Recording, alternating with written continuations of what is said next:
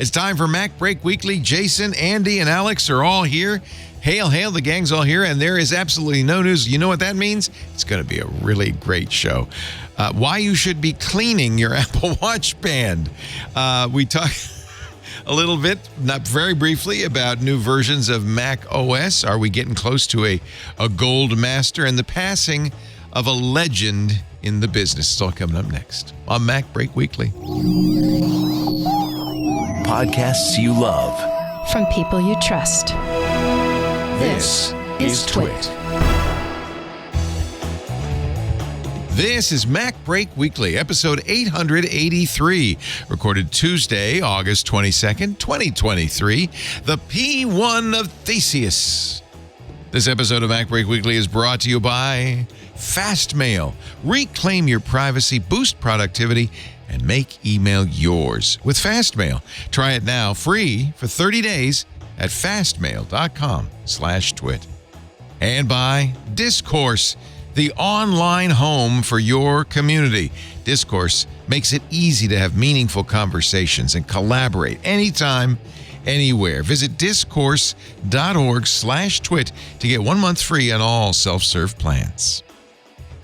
It's time for MacBreak Weekly, the show we cover the latest news from Apple. And as we inch our way into September, there's less and less news. But that's okay, because I have people who can make it up as we go, including Jason Snell from 6colors.com. Just off his... That's just it from Apple? I'm hearing breaking news. Yes. No, there's nothing. Sorry. No invite.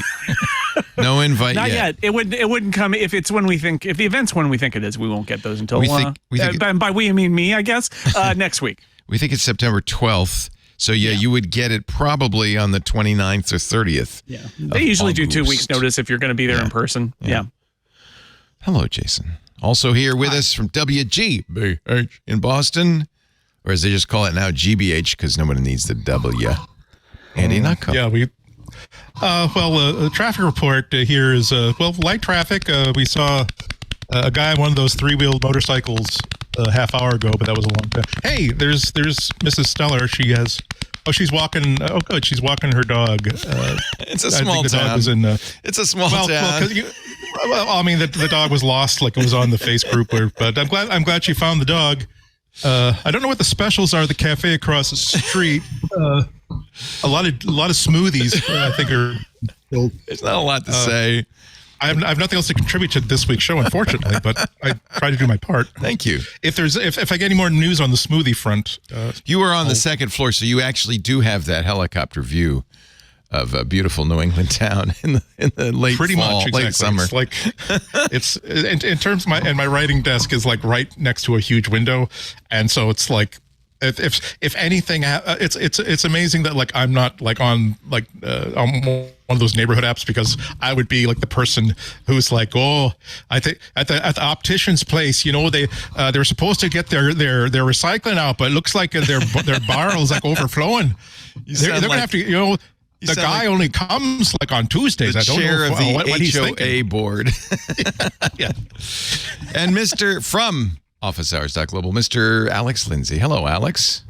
Hello. Your color is good. Did you get some sun today? This week? This week, yeah. I was outside. You some man tan? Okay. Over the weekend, yeah. Yeah, it looks like you might have done some yard work. Working on the pool. I don't do a lot of yard work, but I do spend a lot of time trying to keep my pool clean. So that's usually the thing. This is why we do not have a pool. It's so nice when it's clean. It is, but then you have to clean it. The hot tub, at least I can drain it, and that's a good way to start. I've gotten good at the water. It's fine. It's just that I'm next to a whole bunch of pine trees, and so it's just like this constant attack. So it's almost I've got a lot of tools for it, though. I've gotten very good at it. But that's great. So you come out of the pool like smelling like a freshly polished wood floor. That's great. It really is. Does feel like that sometimes. So, all right. In the past at Tech TV, when stories were light and shows were long, we would often resort you need like wind. We would often resort to bits of cleaning your mouse ball, things like that. We are now reduced to that here, but the modern mouse ball is your Apple Watch band. And according to 9 to 5 Mac, Apple Watch bands are covered in bacteria. All watch bands, to be clear. Every watch band. Yeah, including the Apple Watch band. This is, hey, folks, this is from the Advances in Infectious Diseases Journal, which really should be called the Adventures in Infectious Diseases, but that's all right. That's all right. Different journal. 12. Researchers from the prestigious Florida Atlantic University, which I think is above a gas station in beautiful Jacksonville. Florida man reports. The study consists of bands for the Apple Watch and other wearables made from rubber, cloth, leather, plastic, gold, and silver. The goal was to find a between the material of the wristband and bacteria buildup, which is not even a logical sentence, but okay. Right off the bat, the study found 95% of all bands worn, obviously not from the store, but had been worn by people contaminated with all kinds of dangerous bacteria. The most common, Staphylococcus spp, found on 85% of the bands. However, that was not unexpected, said researchers. What was found more notable was the 30% prevalence of the Pseudomonas aeruginosa, a type of a germ that CDC says can cause pneumonia, infections in the blood, and more. 60% of the wearables tested contained E. coli. Do not wear your watch to the restroom, I guess, or if you do, wash it. So what did I do yesterday? So wash it. I washed my band. I did. Yeah, do that. And I took an old toothbrush and I scrubbed the interstices. And I was tempted to dip it in alcohol. It is titanium. It should survive a solvent. Does it feel better now? Do you feel more? I'm so much more healthy. Yeah. It was. I mean, the as Jason reminded me, like before the show, I did read the paper, and the paper didn't specify Apple Watches. They have a photo of all the things they tested. A couple of them are obviously Apple Watches, but all they're basically saying is that if there's something that you wear every single day that you sweat into, maybe you should clean it every once in a while, and just dump it, and just dunk dunk the. You can take the band off, just dunk the band in in 70% alcohol or Lysol. You're good.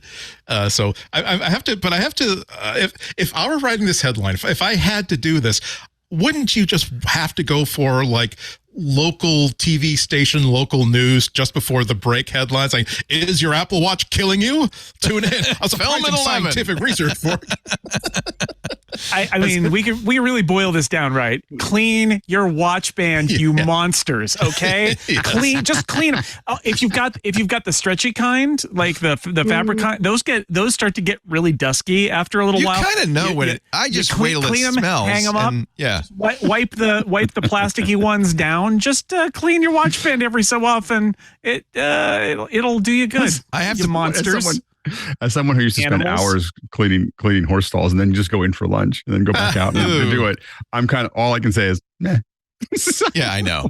I don't think I've ever been sickened by my watch band, but there's always a person. Apparently, this is not news to Apple because support document 204522, how to clean your Apple Watch, has all the deets you need. This has been around for a couple of years. Is it okay to use a disinfectant on my Apple Watch? Using a 70% isopropyl alcohol wipe, as Andy recommended, 75% ethyl alcohol wipe, or Clorox disinfecting wipes. Gently wash the exterior surfaces of your watch.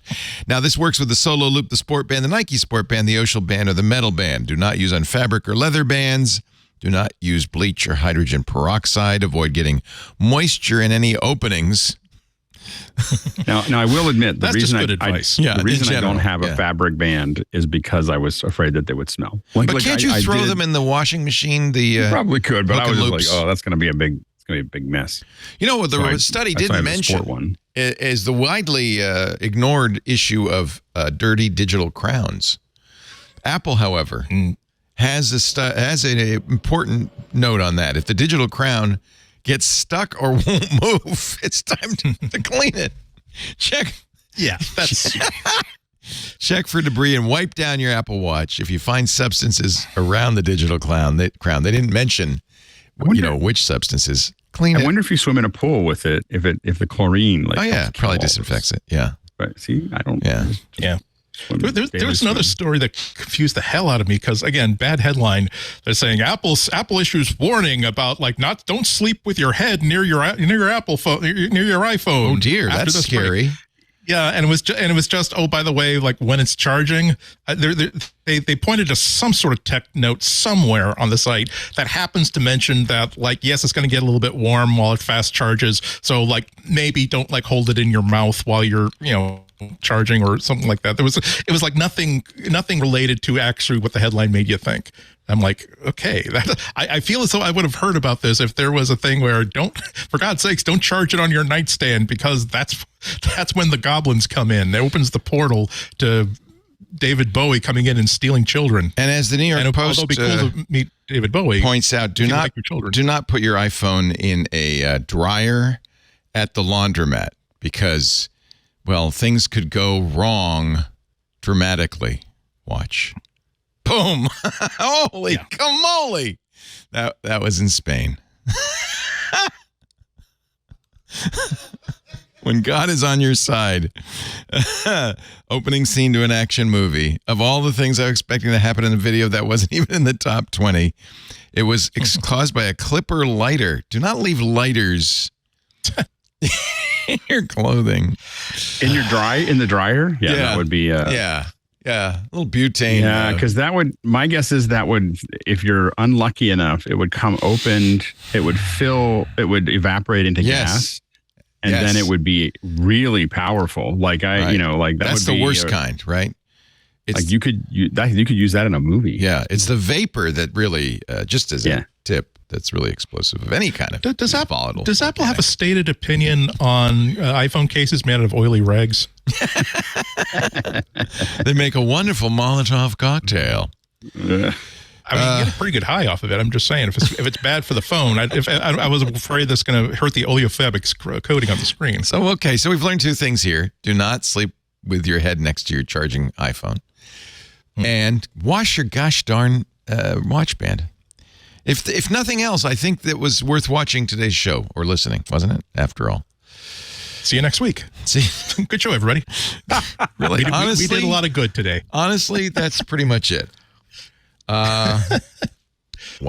Yeah, it's funny. It's funny because this is the week where suddenly everybody has an explosive not in the literal way new iPhone rumor.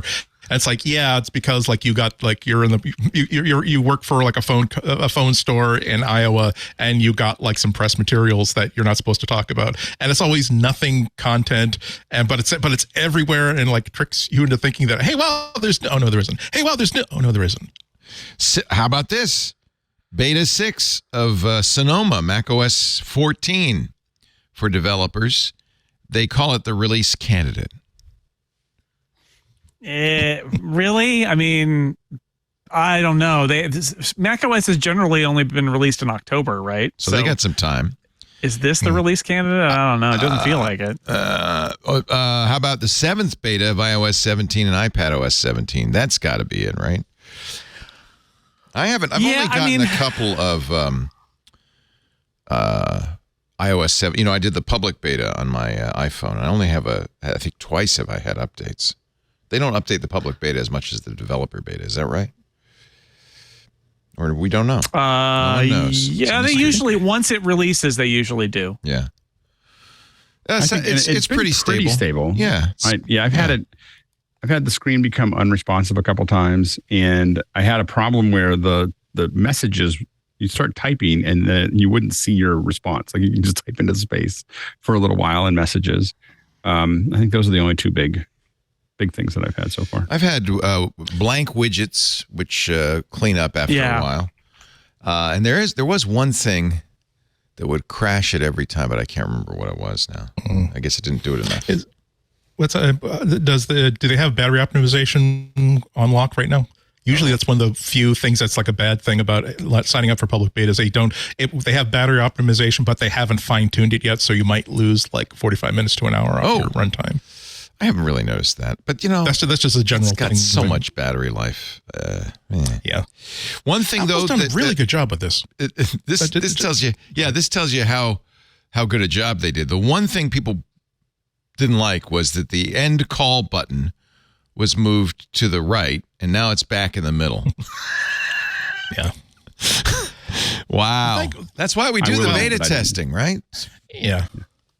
That could have screwed up a lot of people, though. That's like I will tell you it reminded me of one other bug. It called the last person I called over and over that's a bug. and over again. It was fortunately it was a good friend of mine, but it was just like it just kept on calling. Like every time, and we were in the hotel, setting up for SeaGraph, and so it just kept on calling his phone over and over and over again. Like I mean, every 30 seconds it would just call. Every time I'd hang it up, it would wait for a second, then call again.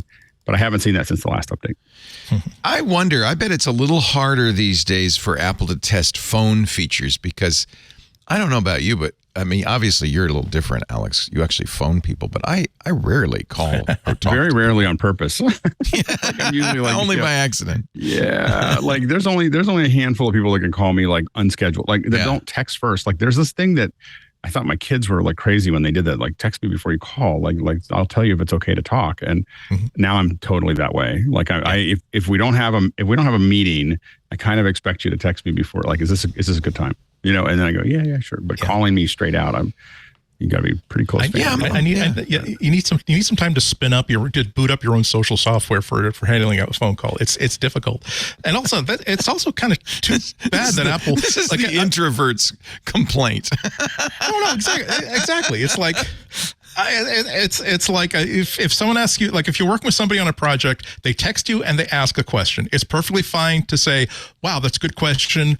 Let me take a look at that and get back to you," as opposed to on the phone. It's like, okay, why don't you hang up this call so I can go take a look at it? But, oh no, that's okay. I'll stand by. Why don't you take a look at it right now? The worst. And I'm like, well, I could come back to you in 8 seconds. I could come back to you in 8 hours. I don't think I want to keep the phone on quite that long. But it is too bad that Apple isn't like looking at better phone features.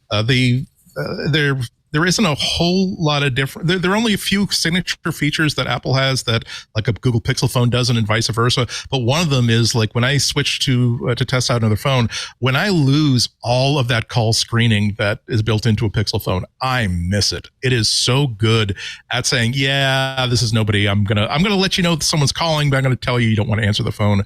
Or hey, why not instead of answering the phone, you just tap this button and listen to the voicemail message that he or she is trying to leave. And if it's a language that you don't understand, it's like it is so good. But actually, that kind of fits into what we've been talking about, because all of these features that I love about Pixel's phone app are basically ones that prevent me from from talking to people on the phone. So maybe we're still making the same case. Apple Insider took their life in their hands, and so did some unnamed developer who gave them hands-on on their Vision Pro, despite, of course, all of the restrictions they'd agreed to. The developer, I mean. Insider didn't have any qualms, and they shouldn't, because that's a journalistic thing. Right. But I kind of feel like the developer really, you promised, man. Boy. You promised. Oh God, that is exactly it. I think that, like, especially on a device like this, if there were a device that is like causing harm to people and Apple is trying to put the lid on this news story getting out, everyone, the sky's the limit. But when it's a pre-release piece of hardware, it's perfectly fine for Apple Insider to, if someone reaches out and say, hey, you want to spend 2 hours with this piece of hardware unsupervised and without Apple looking over your shoulder and telling you what to do, they almost have a responsibility to do it. But as like someone I've signed a bunch of agreements that say that this is not my property, this is Apple's property. I'm agreeing that Apple gets to dictate everything I do with this. And 20 of the 20 and a half pages of the instructions are, I don't get to show it to anybody else, certainly not a reporter. That's like, again, on these kind of stakes where it's not as though this is a whistleblower who's trying to get attention to a problem that Apple's trying to stifle. That's no good. You don't do that. I will also point out that I don't think we learned anything. I don't know. No, we didn't. Yeah. It's everything we've already knew. It's kind of a nothing. I mean, the biggest story is that somebody got a hold of one. but his impressions are not really appreciably different than the impressions we all got from our canned demos at Apple during WWDC week. It's just a different person writing about the same kind of things and without the demo, right? It's not, you don't get the Apple demo here. It's just sort of the hardware and saying, yeah, it looks good. And, the iPad apps are just iPad apps. And, we looked at Safari and it was fine. And it's fine. As long as, I mean, again, it is Apple Insider's job. As long as they didn't induce somebody, right? We're like, hey, anybody out there want to break their NDA? Like that starts to get unethical. But assuming somebody that this writer knows came and said, psst, I got this, you can look at it. Like that's on the developer who got it. But we didn't, this didn't change how we look at the Vision Pro. It's just sort of like, oh yeah, it's what we thought it was. And it's a developer unit anyway. For all of that the developer undermined the entire developer program and try to get support from Apple now. Yeah. Now, well, what I would say is when Apple does something like this, they know this is going to happen, right? They know this is going to happen. And in fact, their best defense for stuff like this is don't include things in the developer unit that you don't want to leak, because you know that they'll leak. They'll leak. Maybe they won't leak in a first person like this. That's, I think, what's extraordinary is that the writer of the story is like, I used it and let me go through my experience. There are other ways to couch this stuff and be like, oh, there's a report that, or we are hearing that, or a developer told us that this thing is the case, but they're going to come out, right? It's inevitable that they're going to come out. I think you go into it, if you're Apple, just knowing, constrain you want to tell them, don't share it, but some of that stuff is going to leak, and it's just like anything that's precious, don't put it in the developer product, right? Like just don't do it. And they didn't. Anything that doesn't work yet is not going to be in that unit for exactly this reason. So no one can say, "Oh my God, I turned on that eyeballs on the outside of the goggles thing, and oh my God, it was a nightmare." Yeah, it's like, yeah, that's because we only turned it on for one person. Congratulations, you just got caught in the fly trap. Also, I think this is another Vision Pro leak of French tech news website iPhone Soft says that a source who tried the Vision Pro at one of Apple's public developer labs saw the 1 terabyte figure listed as storage in the device's settings app. We're really grasping at straws here, folks. Well, but that's we know that there's larger storage available. It's just that it's not necessarily going to be on board. I think that's the whole thing. Is it's not. That's why it starts at, right? The price was starts at. Yeah. And we all focused on that price, but it would start at. Yeah. You want a terabyte, that's going to cost you a little more, I think. Yeah, exactly. Yeah. Although it is interesting to wonder about the architecture of this, and this is why this kind of a number isn't really valuable right now. Because one of the things that's on a lot of people's mind is how often is this device going to have to phone home to get more data to render an environment or do whatever like that. So if we found out that Apple thought that the base model was going to be 512 gigabytes and they decided to make it 1 terabyte instead, that might be an interesting data point about the latency that Apple was experiencing when it had less memory rather than more. But as it is right now, we have nothing to compare it to, so we don't know if that's a lot, if that's going to be how much you get for the base model, or how much it's going to be if you spend an extra $1,000. So interesting. This is way too early to get anything interesting out of it. Did James Thompson get a Vision Pro? Do you know, Jason? I mean, would he be able to say if he did? But I don't actually know. I think he went to the developer labs in London. He had a mysterious, tweet that was very obvious about going to Battersea. So I think he was in that lab, but I don't know. Yeah. And if he did, he didn't tell me. So developers who get these are not even allowed to say, like, you can't come into my house now. You could say that. Or I have a special room now in my house that you're not allowed into. It's locked with a Pelican case in it, and you're not allowed in there. Yeah, probably. They could say that. James works at home, so you'd have to be one of visiting James in Scotland to get that non-denial. Whatever you do not go in that room. That door, do not go through that door. Whatever you do, you can do anything else in the house. That's a guarantee that door is going to get opened. I've read enough. Prompt injection works really well with humans, I find. Yes. Well, and I think for most of the many of these, these are going to be larger companies that have a room that they're going to dedicate to this, and put something in there. That's what Apple does. Special key card access and all that, and we know who saw it and who was in there and who gave it to Apple Insider, that kind of thing. Wow, boy, this is so scant. You know, when I start with Wash Your Watch Band, that it's going to be. I mean, we could probably kill an hour just talking more about Disney and Apple if we want to do that. Oh, all right, let's do that. But let's break first. How about that? I like that. I like your thinking, stranger. I like where you're going. By the way, I hate that story. Is it just me, or just like that? That is an example of August fatigue. Like there's nothing to say. The speculation, even Gruber has fallen for this, that Apple might buy. Well, I think he was saying ESPN, right? Wasn't that? Yeah. Wasn't that the thinking? That's because the Disney CEO has been fielding questions about selling off units, and he's been protesting that no, Disney's not for sale. However, we are considering selling off units of like basically channels that are not streaming content, like things that have live events, like a conventional TV channel. And he specified ESPN as something that they're considering. Yeah. And yeah, when you see articles that are saying, "Oh, don't do Apple buying Disney," that's not as ridiculous as it might seem. It's like, well, until you wonder how Apple is going to run a theme park, and I don't know if they're going to do that. But yeah, when you consider, like, if they do decide to break things up, and people, just like an estate sale where people descend upon saying, "I'm here to buy the furniture, I'm here to buy linens, I'm here to buy kitchen stuff," then Apple could show up at that estate sale and say, "I'm going to buy ESPN." I have a hot take on this, but maybe I should save it for. Let's take a break, and then the hot take. Ladies and gentlemen, this is why you listen to this show. Jason Snell's Hot Takes. Got to be a reason. There's going to be some reason. Andy Anako, Jason Snell, Alex Lindsay. We will delve into Disney and Apple in just a little bit. There's also somebody put this in, and I think it's kind of cool. History of presentations. That kind of cool video. We could talk about that too. But first, a word from our sponsor, a company, a piece of software I use not just every day, but several times a day.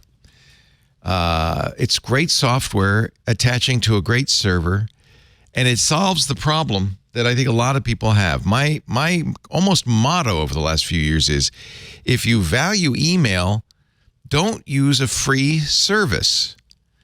The free emails, which almost everybody's using, Gmail, maybe Outlook.com, that kind of thing, they don't provide any support because it's free. You're at their mercy. And if something goes wrong, you got a problem. And the features really are not, you're not defining the feature set. The user base isn't. Advertisers are. That's why I use FastMail. I love FastMail. I've been using FastMail for more than 10 years. For a while, I was using Gmail because of the spam fighting feature. Then I just filtered my mail through Gmail and back into FastMail, which is very easy to do. But FastMail is so good, I finally said, I don't even need Gmail at all. Your email, it's worth it. Look, it's as little as $3 a month. It's not a huge expense, but if you have a business, your email address says so much about you, even as an individual, And I talk to people all the time who still have at AOL.com or Hotmail.com. You need FastMail. FastMail is real email. They use an open source IMAP server called Cyrus. They contribute back to it, by the way, all the time. And that means you're getting true IMAP. But FastMail has added some features that I think are fantastic. For instance, if you like the way you can label emails in Gmail, you'll love FastMail because you can use folders or labels. They have a very powerful search bar. And oh yes, the spam filtering is second to none. In fact, I even have written scripts because they use the open source, again, Civ program. And Civ scripts mean that you can have absolutely fine control of your email spam fighting. Not just spam fighting, but filtering so that you can organize your email. The FastMail apps, iOS, Android, are fantastic. The web app is fantastic, but you can use any email app. It works with them all. But I actually prefer the FastMail app, especially on iOS. It has quick settings. From the quick settings menu, you could choose a theme, switch between light and dark mode, change your text size. You don't even leave the email screen. It's just boom. Quick settings also offer options related to the FastMail screen you're viewing. You can use FastMail to generate masked email addresses. This is fantastic, an extra security step, so that instead of using your real email when you sign up for something, you use a masked email that doesn't reveal who you are. This works, by the way, with our sponsor, Bitwarden, with 1Password and others. I love this because basically, not only do you have a unique password, you have a unique email. for everybody. You can auto-save contacts. So when you reply to somebody, it automatically adds them to your contacts. I use that in my Civ because if somebody's in my contact list, I move them to a special folder, an important folder, because I know, hey, this is somebody, this is a real person. This is somebody I've been talking to. You can have public images of senders from external services, including Gravatar. I love that because I like to see what you look like. You can set default reminders for events, change how invitations are handled, turn on notifications for calendar alerts. Oh, did I mention? Yes. Calendar and contact support is fantastic in FastMail. In fact, I replaced my Google Calendar and Google Contacts with FastMail. And it syncs with all my devices, all my Apple iOS devices, Linux too. It's great. FastMail sells domains. You can now buy a domain or add a domain through FastMail. I have almost all my domains that I want to email to, whether they're a website or not, in FastMail. They're the DNS server because FastMail sets it up so that it has full authentication, DMARC and all the special, complicated email authentication protocols. FastMail just does it. It's easy, which means more people get my email. I hear complaints more and more from people who say, my email's not going through. That's because there's so much spam on the internet that most providers now are requiring authentication that you really are that person on that server. For over 20 years now, FastMail has been a leader in email privacy. You're customers to them. You're not the product. You're the customer. No advertising, no advertisers. You pay for free email with your privacy FastMail. Your data stays yours. Better productivity features. As I said, as little as $3 a month. Better productivity. I can go on and on. I just love FastMail. I've been using it nonstop. I wouldn't dream of any other email service, and I highly suggest you take a look at FastMail. It's very easy to take your data from the old email provider and move it over, or even set up a forward so that people still use your old address. It goes into FastMail. I use for instance, because I have domains associated with FastMail, I have an infinite number of emails. So every time I sign up for something, I make it be that company at my email, which makes it really easy to figure out who's selling my name, among other things. I really like it. FastMail is moving email forward with new internet standards and open source innovations that power many email services other than their own. There are leaders in the open source email movement. They are the gold standard. Reclaim your privacy, boost productivity with FastMail. Try it now free for 30 days. Fastmail.com/twit. I have just scratched the surface of the things FastMail can do. It is fantastic. FastMail. Remember that name. When it's time to make email yours, go to fastmail.com/twit. We thank them so much for their support of MacBreak Weekly. And I thank them personally. I've been using them, as I said, for more than 10 years, and I've been trying to get them to buy ads. I said, you're getting the recommendations for free. I know. Please cut me a little check, would you? And they have, even though, they're not rich. They're not Google rich. So it all started with an August 9th article in the Hollywood Reporter. A Disney sale to Apple? Don't count it out this time. Now, Alex Lindsay, you've been saying Apple should buy Disney forever and ever. Does Apple have enough cash to buy Disney? Outright? I don't know. They'd have to borrow it, but they could. They could. They could do that, or they could do stock transfer. There's a lot of. I think that Pixar was bought by Disney with stock. I don't think in some cash, but I think it was a split of those things. It wasn't. Because I think that's how Steve Jobs ended up with 7% of Disney. Disney's market cap is $156 billion. So Apple only has 1/20th. Only $50 billion in cash, but they could they're good for if they held their breath, if they held their dividend breath for 3 quarters, they'd have enough to buy Disney. But I don't think anybody's proposing that they buy Disney outright, or even that Disney is for sale outright. It's just that Bob Iger might want to sell parts off that don't make sense.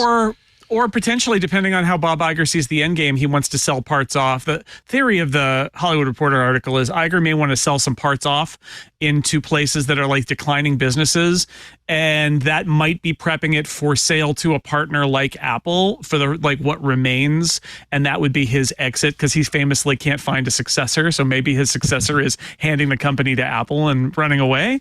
But the THR story, I thought it was a really balanced story because it says right in the headline, like, we've heard this before. Why is it different this time? Right. And there are a few reasons it's different this time, right? Disney is under stress. Their biggest cash machine for the last 15, 20 years, ESPN, is in decline because cable subscriptions are in decline.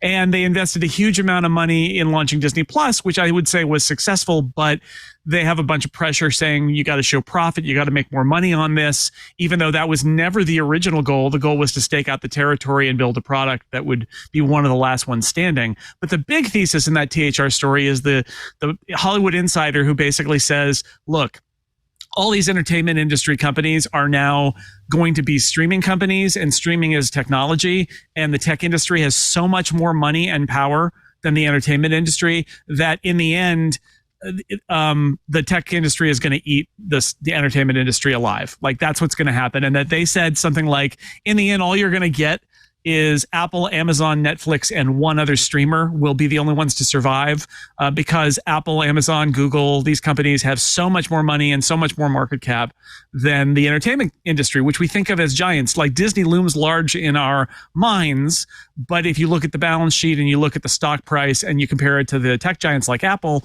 it's not even close. So I think that the most interesting part of the premise is, if it's inevitable because of the world we live in right now, that tech companies are going to kind of swallow the entertainment industry whole, there's not a better companion for Disney than Apple, because they are two of the most similar companies culturally in existence. And a lot of what Disney has is stuff that Apple kind of wants. But I think what I see in a lot of the criticism of this, when people are like, no, it's never going to happen. And I was one of those people 10 years ago who was like, this is not going to happen. But it's different now. And I think one of the reasons is Apple's a much larger company than they were 10 years ago. They're huge. And also in relationship to Disney. In relationship to Disney, and then in relationship to itself as well, right?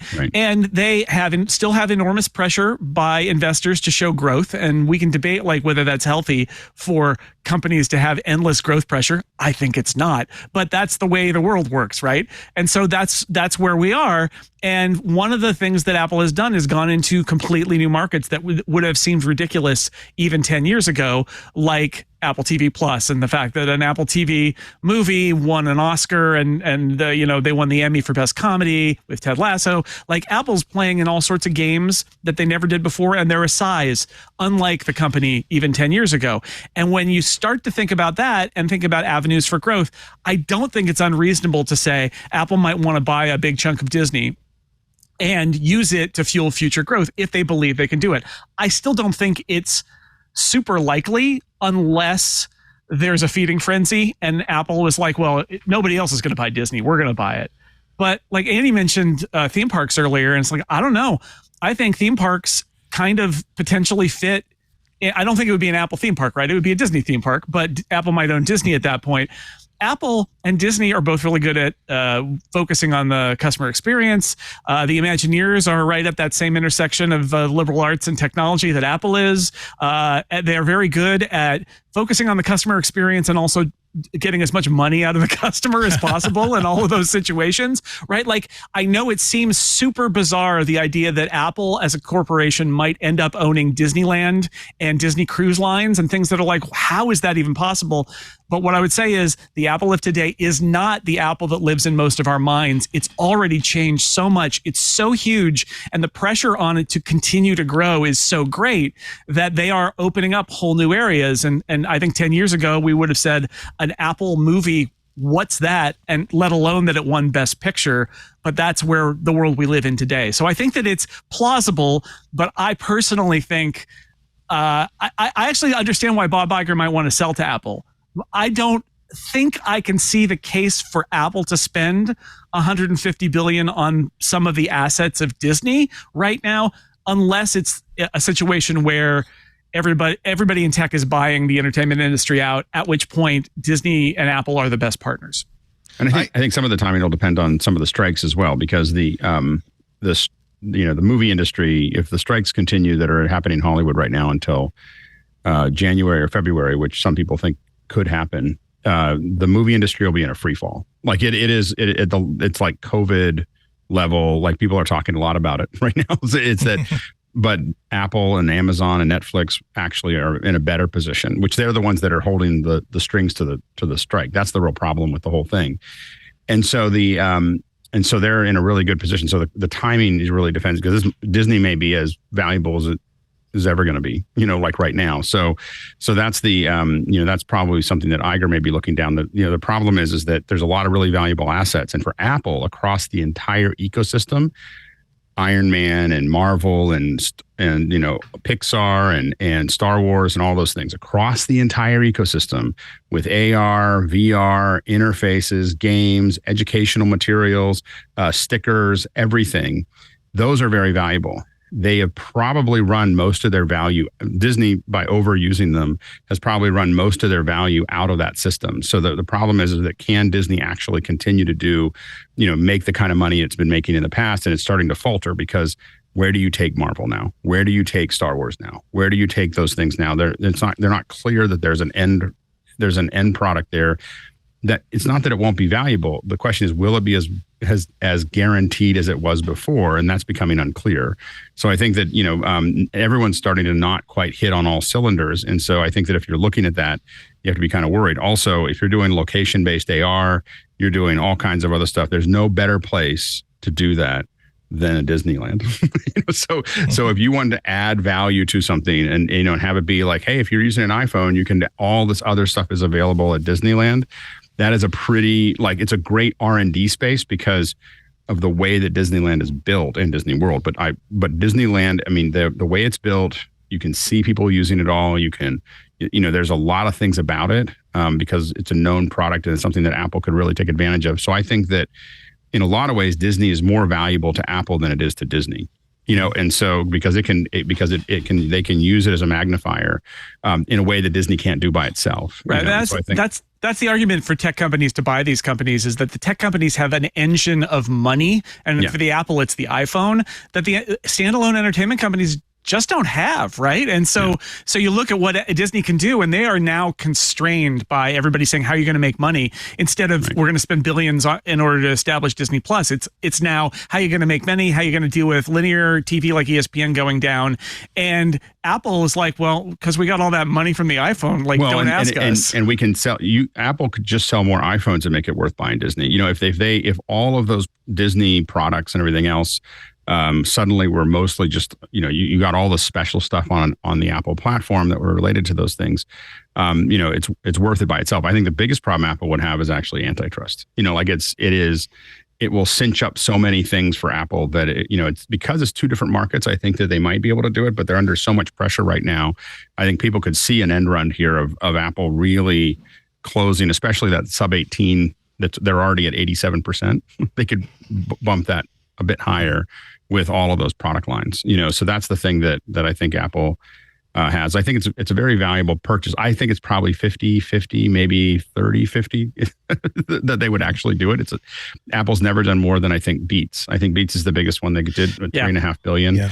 It's a huge cultural. Disney, as Jason said, is probably the closest to Apple in culture in many, many, many ways. And so it'd probably be the easiest one. You have a CEO that is ready to leave.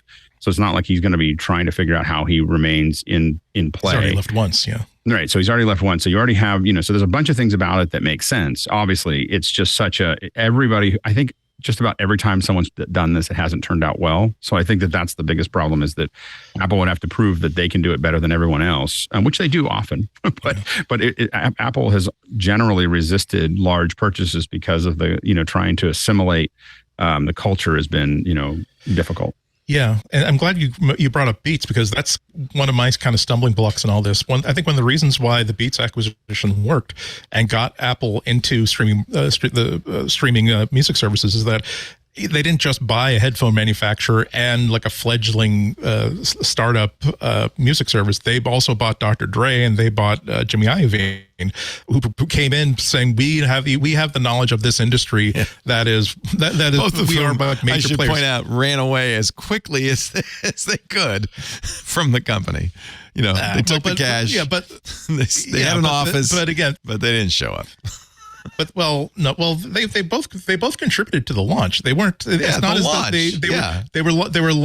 they were around long enough to make sure that Apple knew how to run that business. One of my problems that I have imagining Apple's a wide acquisition of Disney is who at Disney can basically bring aboard, here is how things work at Disney. Here is why. No, you are not going to treat Disney cast members on the theme parks that way, like they're just college kids who come in and work for 3 weeks and you can fire them at will. These are people that are there because they love Disney, and we both benefit from that, and we also know how to exploit that correctly. So you're not going to basically say that just because your ability to shut down certain work in your Apple stores worked there, that's how you're going to help that's how you're going to keep control of the people that are the last interface between a 5-year-old child and their parents having a great time at our theme parks. I would think that if Apple would make a purchase like this, they would know that one of the things they were doing is entering areas they don't know about, and lean on the executives who run those parts of Disney to be the experts and join whatever the team is to do that. And my example would be, everybody likes to talk about the early days of Apple TV, and they say, oh, you mean Carpool Karaoke and Planet of the Apps. It's like, well, no, I don't mean that, because that was the objective lesson of them as people who don't know anything about TV or the entertainment industry throwing something against the wall. What they did do, that was the smart thing after those two shows were in process, was hire the two guys from Sony who run Apple TV to this day. And those guys are entertainment industry experts. They're the subject matter experts. They work for Eddie Q, but it's very clear that Eddie Q, although he's thinking about strategy, and who knows, maybe thinking about buying Disney right now, he lets those guys run that division, and they're the experts. And so they have listened to the subject matter experts. And it's one of those examples where, although there are all those stories about, oh, Tim Cook doesn't want you to swear on TV or whatever, like, the truth is that Zach and Jamie, the guys who run Apple TV, the Sony executives formerly, like, they're doing their thing and they know how to do it, and they've been successful with it. So I think that could potentially be the model. The other thing I would throw out there is, I think it's an interesting thought exercise, and I don't know where I come down on this, but okay, $150 billion. Like, if they said to Zach and Jamie, here's $100 billion, and in a year or two, we want Apple TV Plus to be Disney Plus. They couldn't do it. They couldn't do it in 4 years. They couldn't do it in 8 years. That would be the reason you buy something, whether it's Disney or Paramount or something else, is you want to really grow your streaming service, and growing it with no catalog and no intellectual property, bit by bit, year by year, show by show, isn't growing it fast enough for your purposes. And that's why you would make a big sale. So that would be my argument. But I doubt they would make the mistake, given how they behave with TV Plus.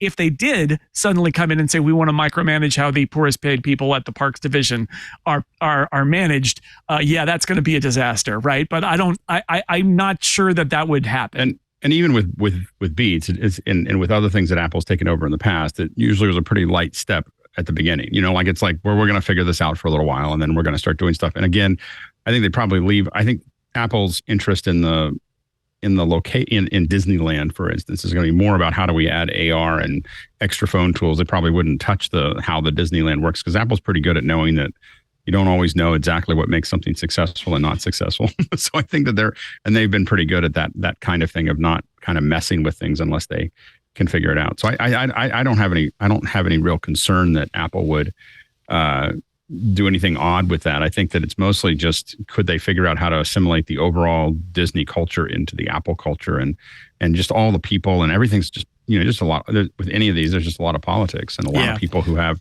and who when you merge that, like, who gets to run this division versus that division, and is it an Apple person, is it a Disney person, that's just, it's two massive ships getting merged together.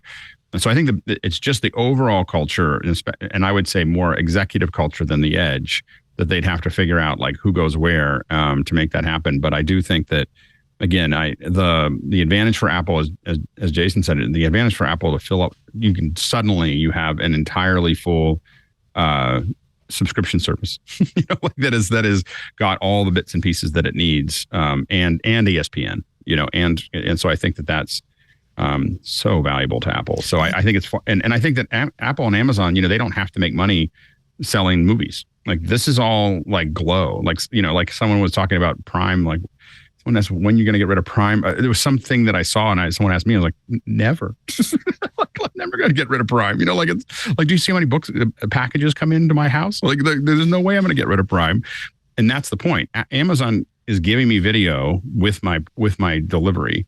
And Apple has got products, and this whole side angle of it makes it, that's why all these technology companies are going to do so well. And again, I do think a reckoning is coming, because even for me, I'm looking at how many times am I actually going to these subscription services? And the reality is I'm not going to Disney very often. I'm not going to Max very often. I'm spending most of my time in Amazon, Apple, Netflix, and I'm not sure if it makes sense to keep all of these subscriptions. Yeah. I think that you guys are forgetting the mess that Uncle Mo made at cruises. I think Godric is just not the greatest mascot for parks. And ATN is just, wait a minute, I'm confusing this with Succession. I'm sorry. That's a different show. Some of this comes from, and by the way, this is again the article from The Hollywood Reporter by Kim Weber and Alex Weprin.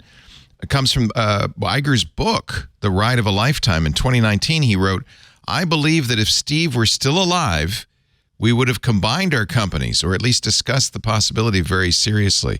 I believe that Bob Iger really wants this. I do not believe that Apple does." Look at the size. These dots on the article are fantastic. The size comparison of big tech, and you could add Google and Microsoft and the others, to the size comparisons of these media companies. Netflix, Comcast, Disney, Warner Brothers, Fox, Paramount are tiny compared to this. I think Apple could reasonably say we would like the streaming library of Disney Plus. Maybe we'd like, because we want to get into sports, ESPN.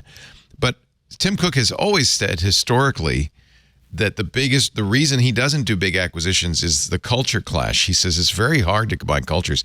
And as much as Disney is a similar culture, there are two different unions for park employees, for instance. Apple doesn't like unions.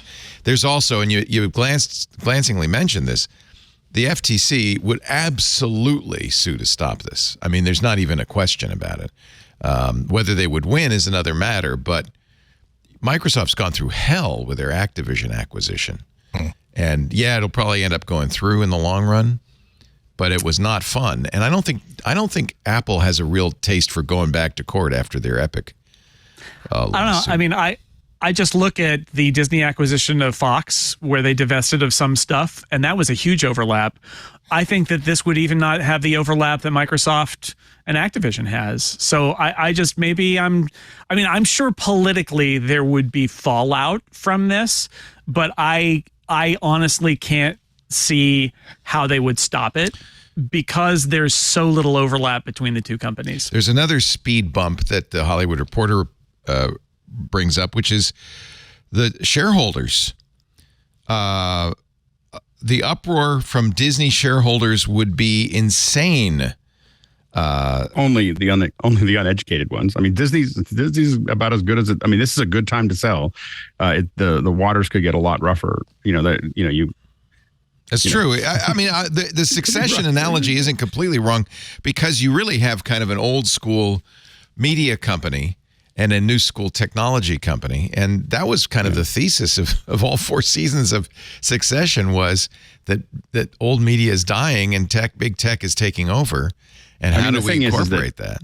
I think one of the big problems is that that Disney undoubtedly has an enormous amount of value right now. But the question is content going to continue to be valuable in itself? And it's very unclear that it will be, and so that content is, we may be going through kind of a hyperinflation of content, where the stuff that you were sitting on may not be nearly as valuable 10 years from now, or 5 years from now, or 3 years from now than it is now. But then why would Apple want it? because the glow of all of those things, while we may not care about that individual piece, but it attached to the platform is very valuable to Apple because, again, you have all of this IP that you can use inside of your platform. You have all this IP that you can use inside of your marketing. You have all this IP that you can, go through that system. And you have things that, again, each piece isn't valuable, but filling out your entire catalog is.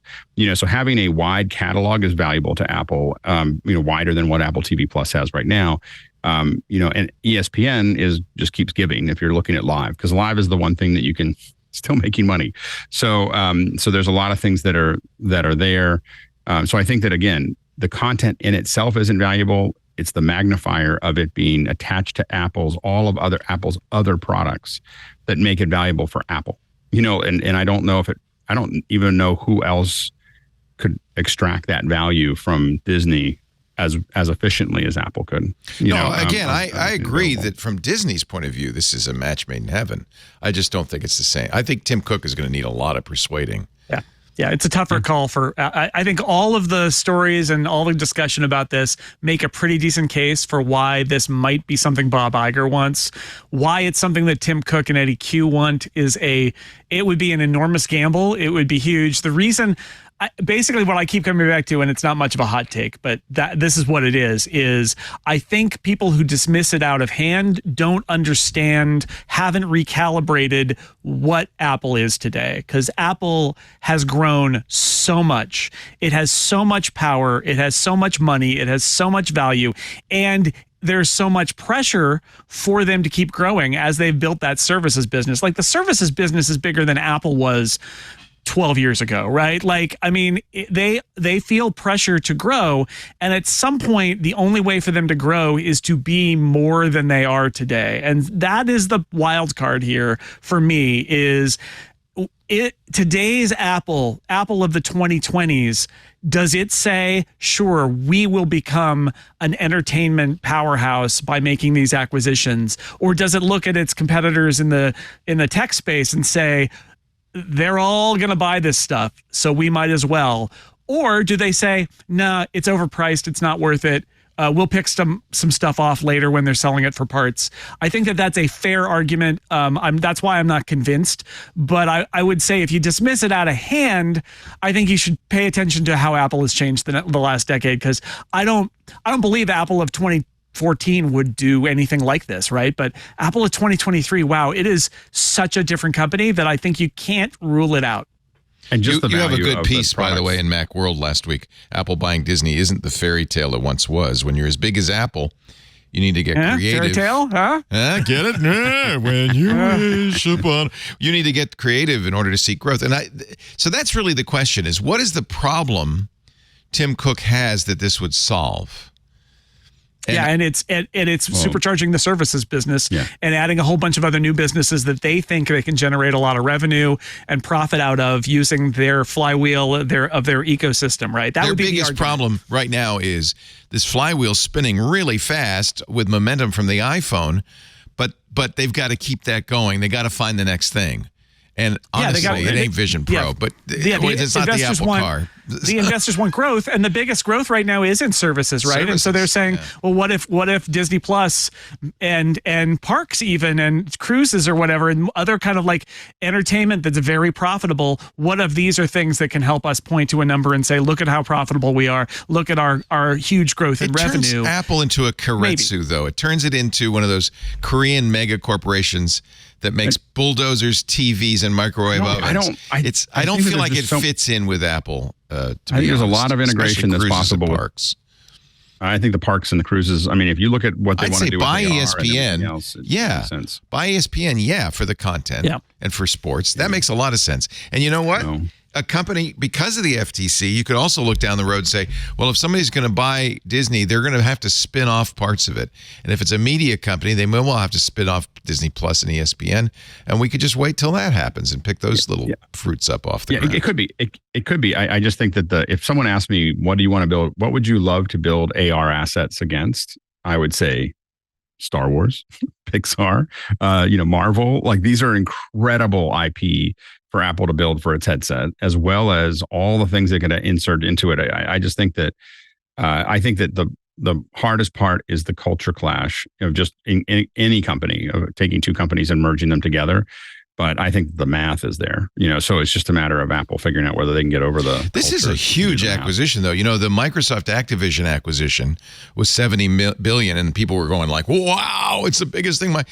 We're talking almost triple that. I mean, this is would be a huge acquisition with lots of speed bumps. Unless Bob Iger sells off a big chunk. I mean, the premise in the THR story is that he's going to sell off ABC and ABC News, and he might sell off ESPN or part of ESPN. He might sell off Hulu. Like that, there are parts of the business that he would sell off, and then there would be a slimmer, more profitable Disney that he could either keep or that he could sell to a buyer like Apple. And that, again, I think is within the realm of possibility for him. I would also argue that the idea that Apple becomes an unwieldy company that makes toothbrushes and bulldozers sort of went out the window when they started doing like TV Plus and Fitness Plus and things like that. I mean, that services business, that aspect of it is weird, right, for a hardware and software company. So I think that's what I mean. I think they've been headed in this direction, but that they can't grow that business fast enough necessarily for what the investors want to see. I don't think it's that weird. I don't think it's fully orthogonal because it's it's basically putting stuff on the hardware that they sell, which is what they've always done with macOS and System 7. And that you got to put stuff. You can't just sell hardware. You got to put stuff on it. Having a content arm makes perfect sense, especially since you can charge for the content and hardware sales are slowing down. Hardware margins are much tighter. I feel like that's very consonant with what they're doing. I don't think cruises and parks are at all.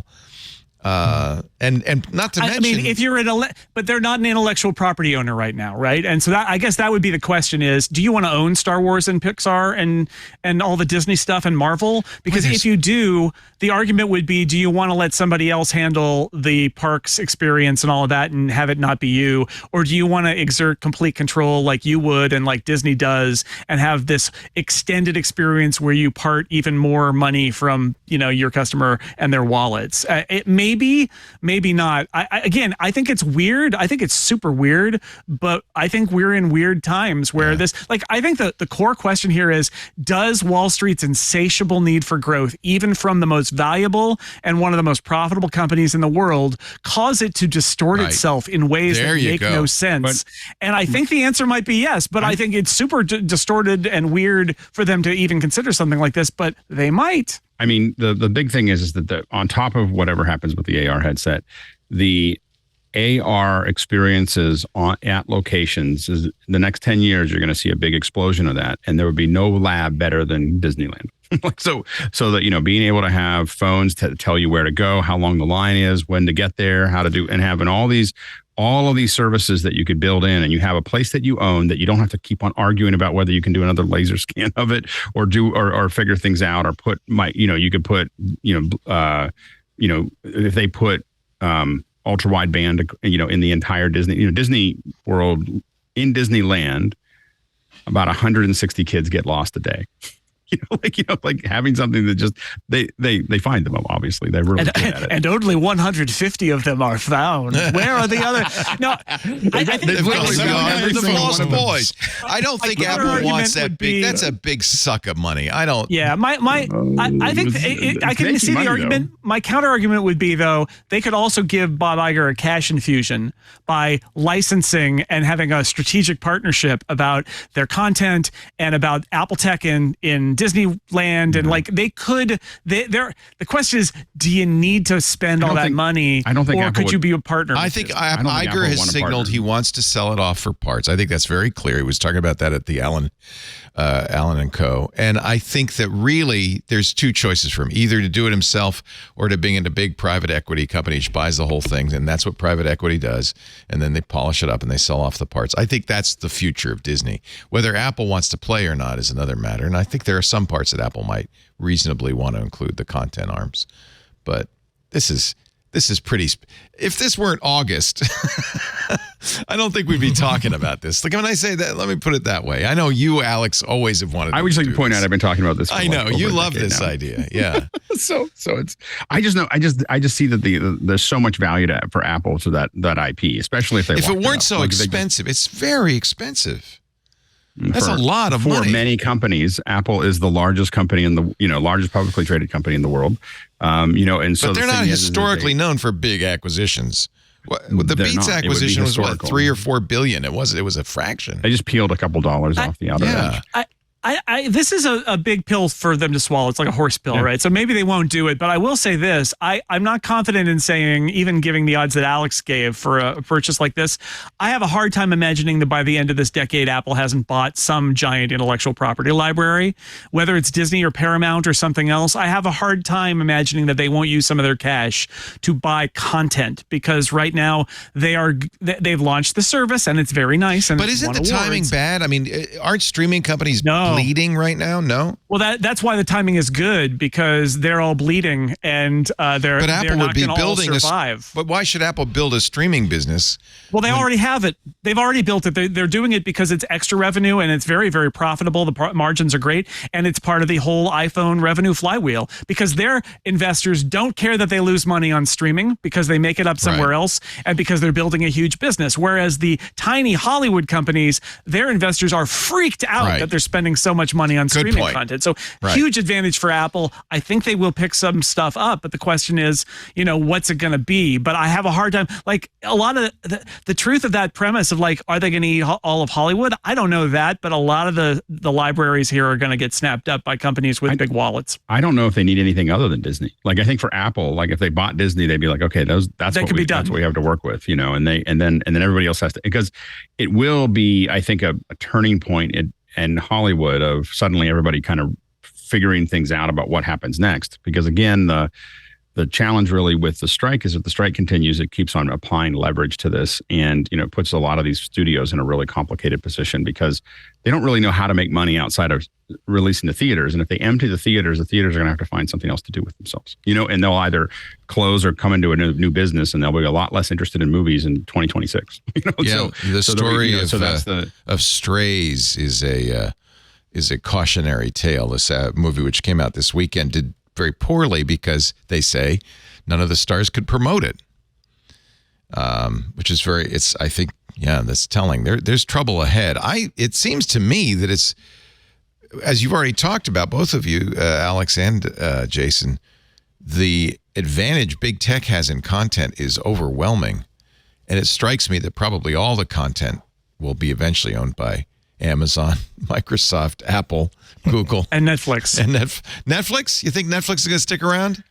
Yeah, I think they've built a wall for themselves that is not going to come down. I think that they're the winner of the gold rush, and then everything else, all the other gold rush stuff happening in the entertainment industry, they all put themselves in a hole. Yeah. And now they've made themselves weak trying to be Netflix, and it feels like maybe they're all just going to get bought up by Netflix's competitors. And the problem is Netflix did what no one else had the guts to do, which is spend $18 billion a year on content. I mean, I talked to a producer a couple of years ago, and he's like, well, there's 900 producers and we're 900 short, and we're just jamming out, incredible amounts of content at a fairly high quality, and so I think that's the, Netflix built that up, and now they have a reservoir to sit on for a long, because a lot of stuff, I just keep finding new things. Like I go, like there's a new series that was 3 years old or 5 years old or whatever, and we start watching it, and they've got a lot to sit on. True. That's a good point. The strike is probably good for Netflix, isn't it?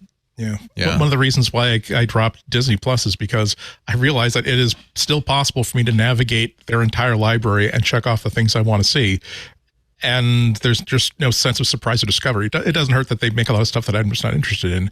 But at least with Netflix, if I'm going to keep one like commercial streaming service as something that, hey, there's a new show that people are talking about, maybe it'll be on this, or hey, wow, if I keep digging into documentaries, maybe it's going to recommend something that's going to be interesting on a night when I don't know what I want to watch. That's the one that's going to keep. I think Alex is right. They are the brand right now, and everybody else right now is just the. And in addition to Netflix, maybe I'll also have X.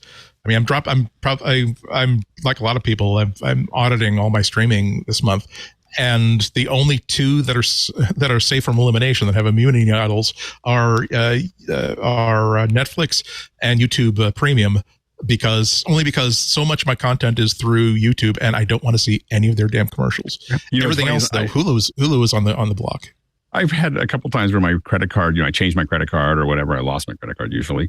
And my YouTube TV thing like goes back to it's the worst. Not premium. Oh my God. And you're like for 2 or 3 days and you're like, oh my gosh, I gotta get a new credit card in there because you're just like, it is like, I don't even know how you could watch that. It's like apocalypse. It's just so frustrating. It's horrible. But I will say the one that we didn't talk about that is the other thing that will probably continue to succeed is YouTube TV. I agree. That's going to be the winner there. So when you say that if there was one that I had to choose from, I'd pick YouTube TV. I'd be like YouTube Premium, YouTube TV, because that is just your new cable company. That's your new cable company. I mean, those two are probably 80% of my viewing are just YouTube and YouTube TV at this point. Yeah. And so it's. Well, I just to throw some cold water on that, the stats are that even the replacements for cable like YouTube TV are going down. Cord cutting is hitting them too. Yeah. So in the long run, that's all just going to go away, and there'll be other ways to do it. But as somebody who subscribes, I subscribe to Fubo, but it's the same thing, right? It's like it's a cable replacement for now, but all that stuff is getting drained out of the cable bundle or at least replicated elsewhere. And it's possible for some people that paying for something like a cable bundle will still be the best deal, depending on what you want to watch. But in the long run, it's all going to fade away into nothing. But YouTube itself is huge, and why you can't discount when we talk about Apple and Amazon and that story that said Apple, Amazon, Netflix, and somebody else is like, well, no. Also, Google will be there with YouTube at the very least, and YouTube is very different, but it's still huge. The level of specificness that you can be in YouTube always kind of amazes me. I'll just search for something. I think I mentioned before, I got really into the Battle of Agincourt for a little while. Like I was like, I was watching Henry V. As you do. And I got into the Battle of Agincourt and I watched like 4 or 5 different 15-minute videos that were done about the battle so that I understood what was going on, because I was watching Henry V and I was like, what really happened in this battle? And it was just amazing that 5 people had spent so much time building. Like one person had like Unreal Engine people fighting. You know what the beauty of that showing you is? And I love YouTube paid nothing for that content. Paid nothing for that content. It was free. So good. Well, they pay advertising dollars against it. Like that person's getting. Yeah, but they pay a fraction of what they make on it. They pay to it. And they have to pay for the stream, I guess. But it's a lot cheaper than buying Bridgerton. Oh, yeah. I mean, pretty amazing. And they tried. YouTube tried to build their own content where they did all that. It was stuff a flop. It didn't really work. They were smart. Well, to they didn't. It. Yeah. They didn't really. I don't think they really understood the cost per minute. Like the cost per minute that they wanted to pay was much lower than what everybody else pays, and that wasn't gonna. They thought that they could make it incrementally better, but you really there is YouTube. Cobra Kai worked though, right? Was that a? Yeah, but that was. It was a real hit. But then Netflix picked it up, right? Because it actually worked better on Netflix because it was the kind of content that Netflix makes. And we see that a lot. That's part of the power of Netflix and why they will survive is Netflix is so powerful that they'll put anything in front of you to a certain degree and you will watch it. And the best example is Suits, a TV show that ran on the USA Network like a decade ago and was available on Peacock for years and years and years. And it is the most watched TV show of this summer. Really? And it's just reruns of an old show. And why is it that? Because NBC Universal licensed it non-exclusively to Netflix. Netflix put it in their promotional spots. Boom. It's a huge hit because that's the power of Netflix. And every time I open up Netflix, I've not opened that show, but every time there's a woman in a bra on Netflix. They know how to promote. They know how it works. So it should be called and I'm like, oh my Birthday gosh, Suits. Let's move on. Maybe. Exactly. Zing. Like, Take that old TV show that's been canceled for 5 years. Yeah, exactly. So that's the Meghan Markle show. She was on that show. Oh, so that's right. People know about it. I've never seen it. I think if you're interested in this, you should be listening to Jason's podcast Downstream with Julie Alexander, because I'm guessing that a lot of your insight is expressed in this particular. Yeah, and she's so smart. We're doing a new episode Thursday. She's an expert at this, and it is a fascinating time to be covering streaming media. It is bananas out there. This is really the topic of the day.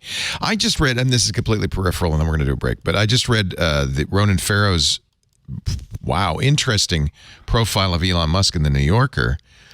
Elon Musk's shadow rule, how the U.S. government came to rely on the tech billionaire and is now struggling to rein him in. And it really reminds me of the sci-fi future where these big tech companies and in some cases individuals are going to be the global power, not governments. And so, in some ways, we may look back on this 10, 20 years from now and say this is Apple beginning to start to dominate, in a way that. I mean, the thing is that, like, I don't know, but in that article, like, he's the one that had the satellites there. And they act like, he held everybody over, but he told them for months that he needed someone else to pay for this. Like, he's like, like, I didn't sign up for this. And he finally had to turn it off to get them to pay. And the DOD should have been paying for that from day one. It was like, or use their own satellites. It was just crazy. Like what our government did there was dumb.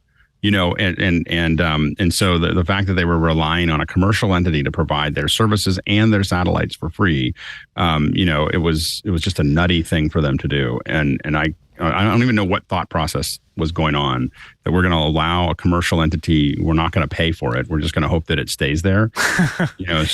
Well, as Farrow points out, this is kind of what happened from Reagan on, which is a lot of government stuff was transferred to private industry.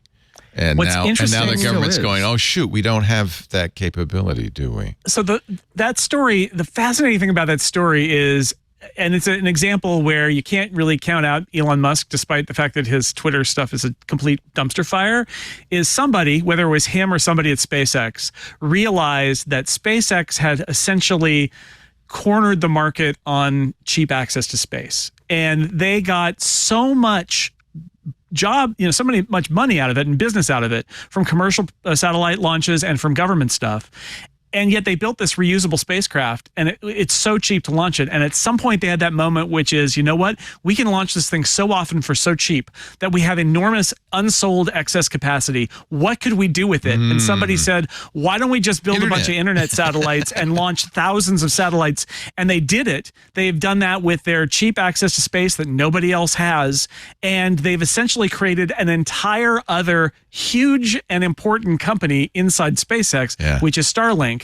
And it's all because right now, as that article points out, like they are the biggest launcher of mass to space this year is going to be SpaceX, followed by China. And then the rest of the world with about 10%. And they're using it to build other businesses now, so they're dominant in other areas. It's really like somebody did something very smart, but it's also extremely disturbing that this one guy has access to everything on the internet and around the world. Especially when you consider that Starlink is responsible for tripling the number of objects in orbit right now. Yes.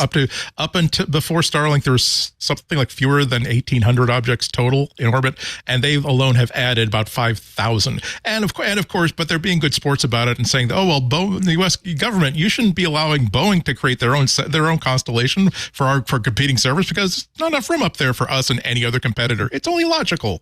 What a bunch of jerks. Well, the thing is we've been pushing this. The government has been saying we're going to keep on paying for really hard things, and then we want everyone else to do the other stuff. We want to outsource that, and that's been actually pretty cost effective for the government.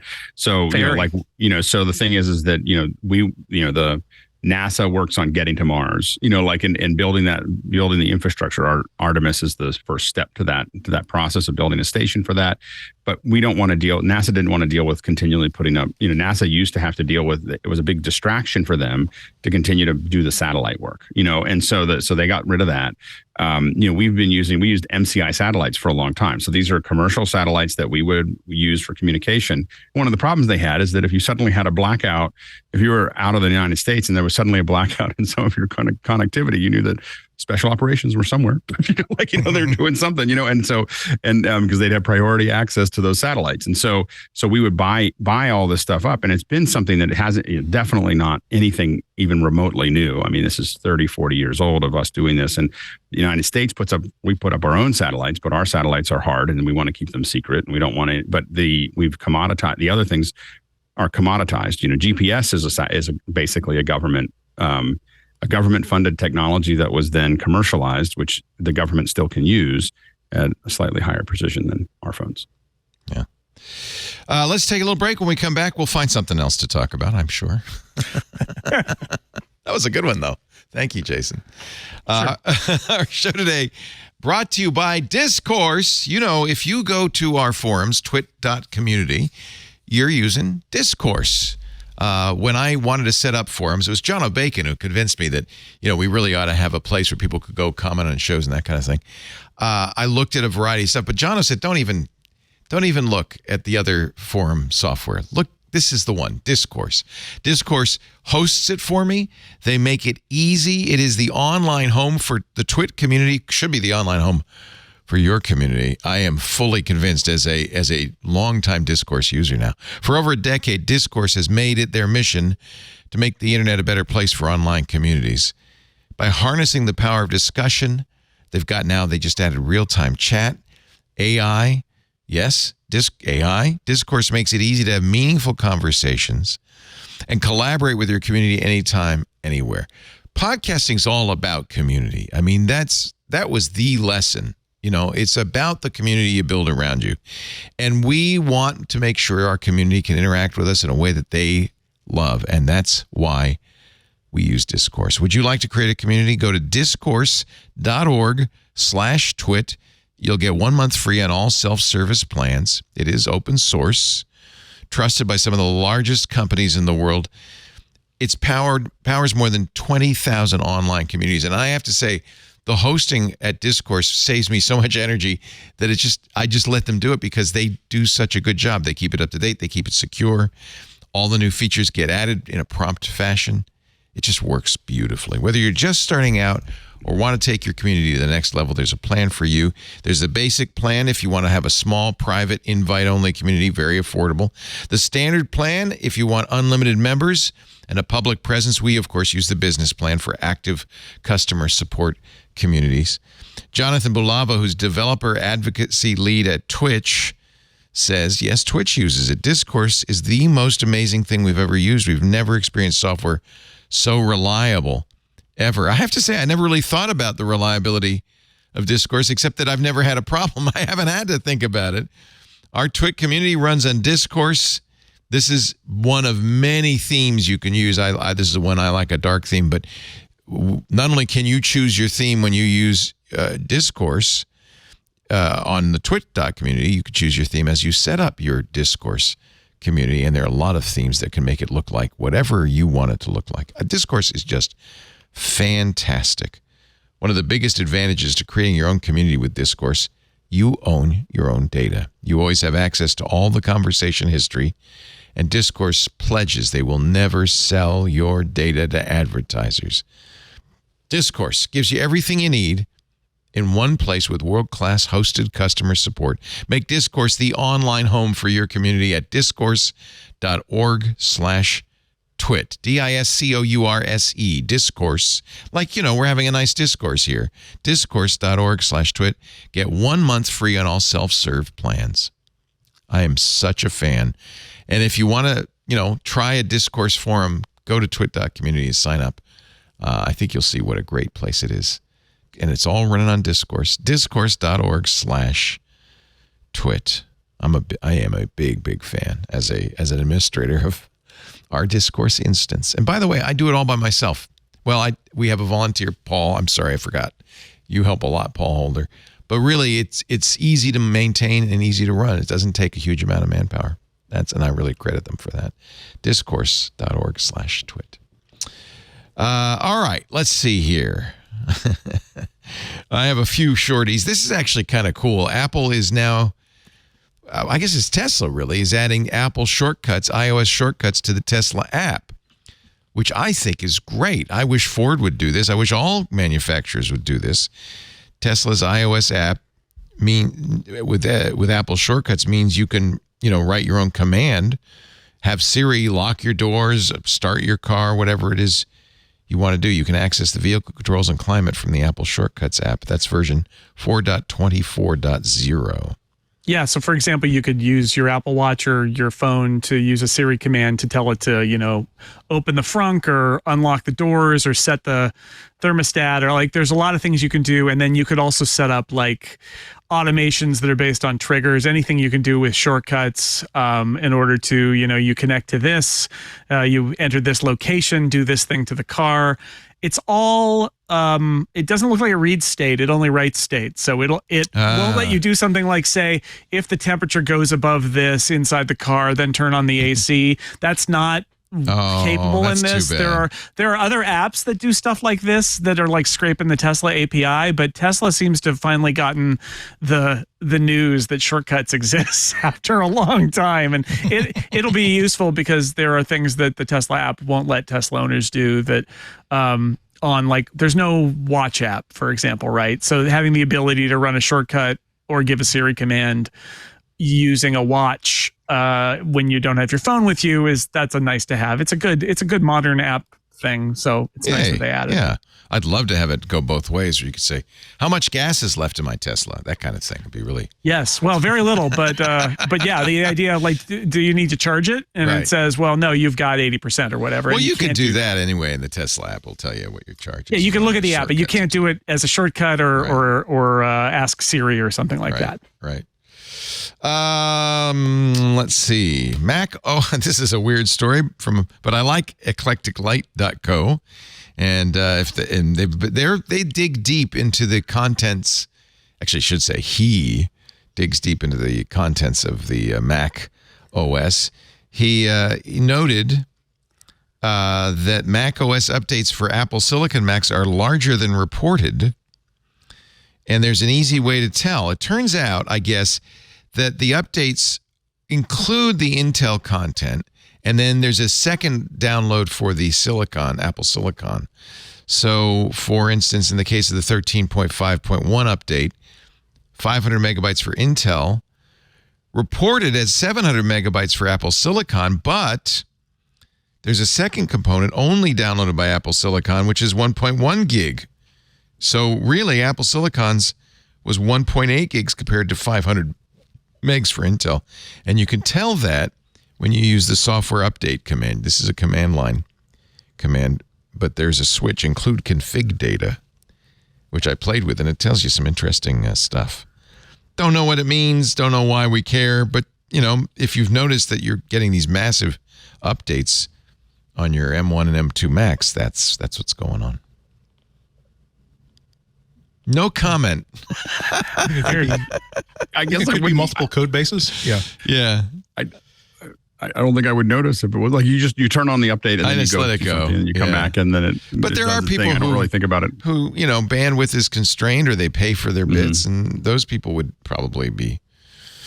It takes a long time. I mean, I definitely am conscious to the fact that I usually start an update before I go to bed. Yeah. And then I sign whatever it needs to sign, and then I go do my thing. Yeah.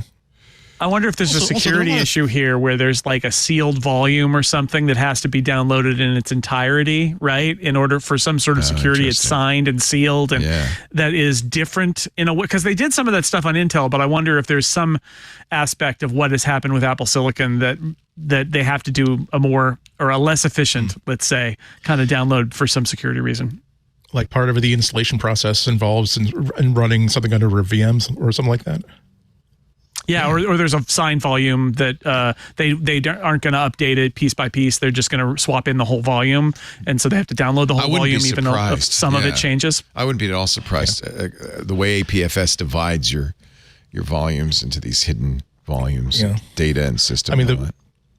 The reason why I haven't I have an update waiting for me on my MacBook. One of the reasons why I haven't installed it yet is that I'm visiting someone's house and the power could go out because there are storms coming, and the thing that everybody fears is what if there's something that interrupts a system update right in the middle of it.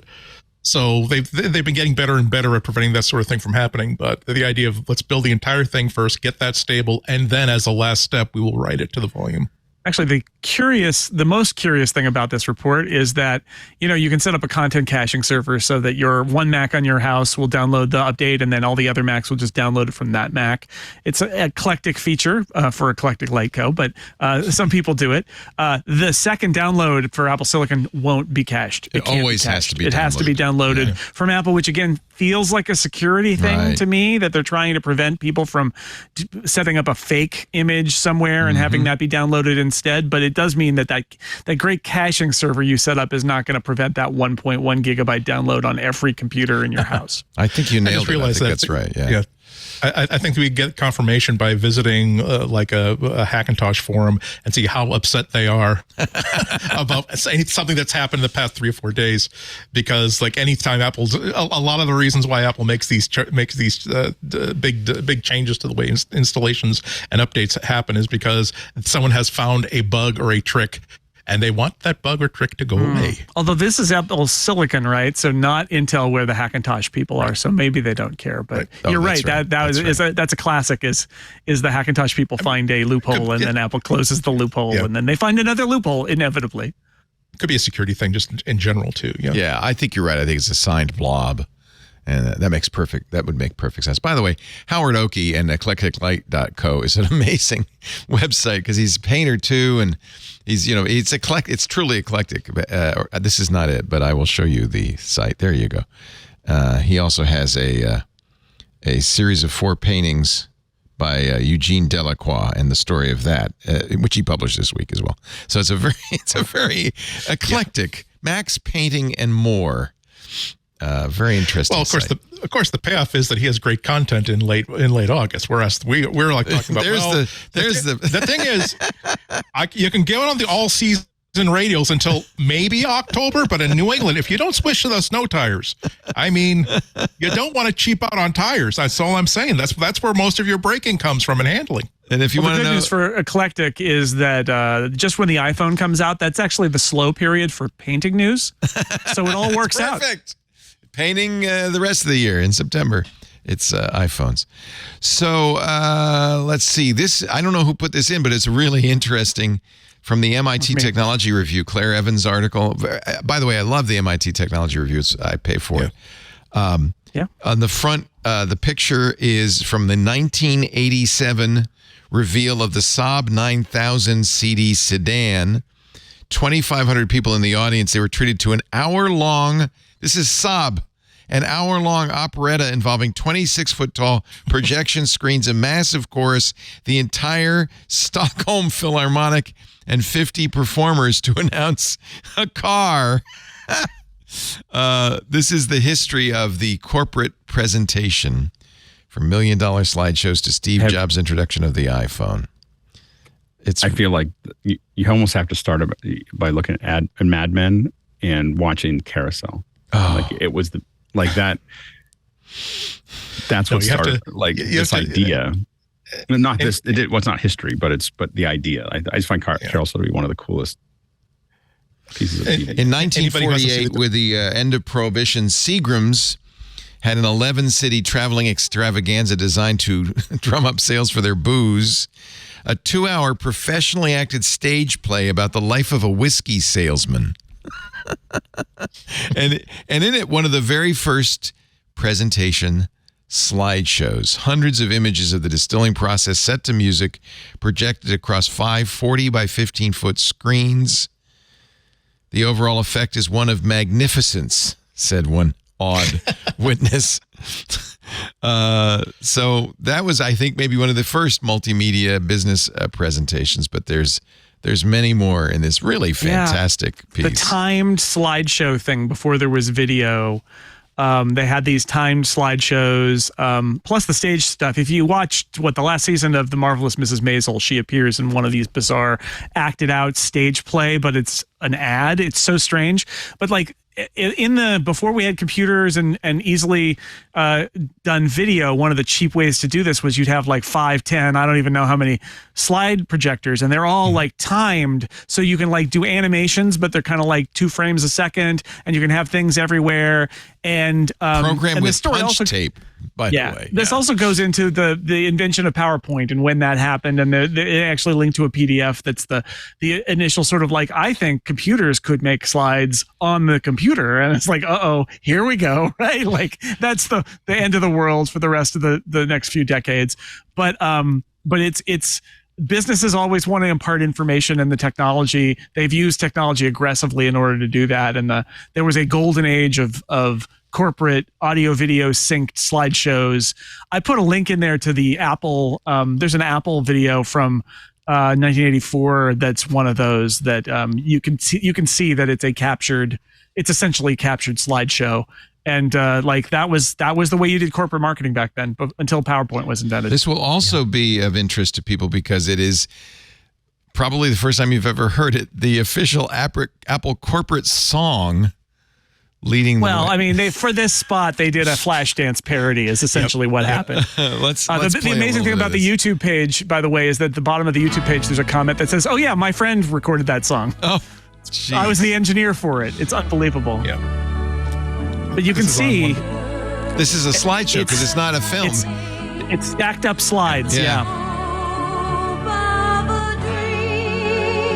I mean, we thought Samsung was appalling for their corporate presentations. They just were a little out of date. Yeah. This is the way it was for years. The first PowerPoint was 8 years after this. Yeah.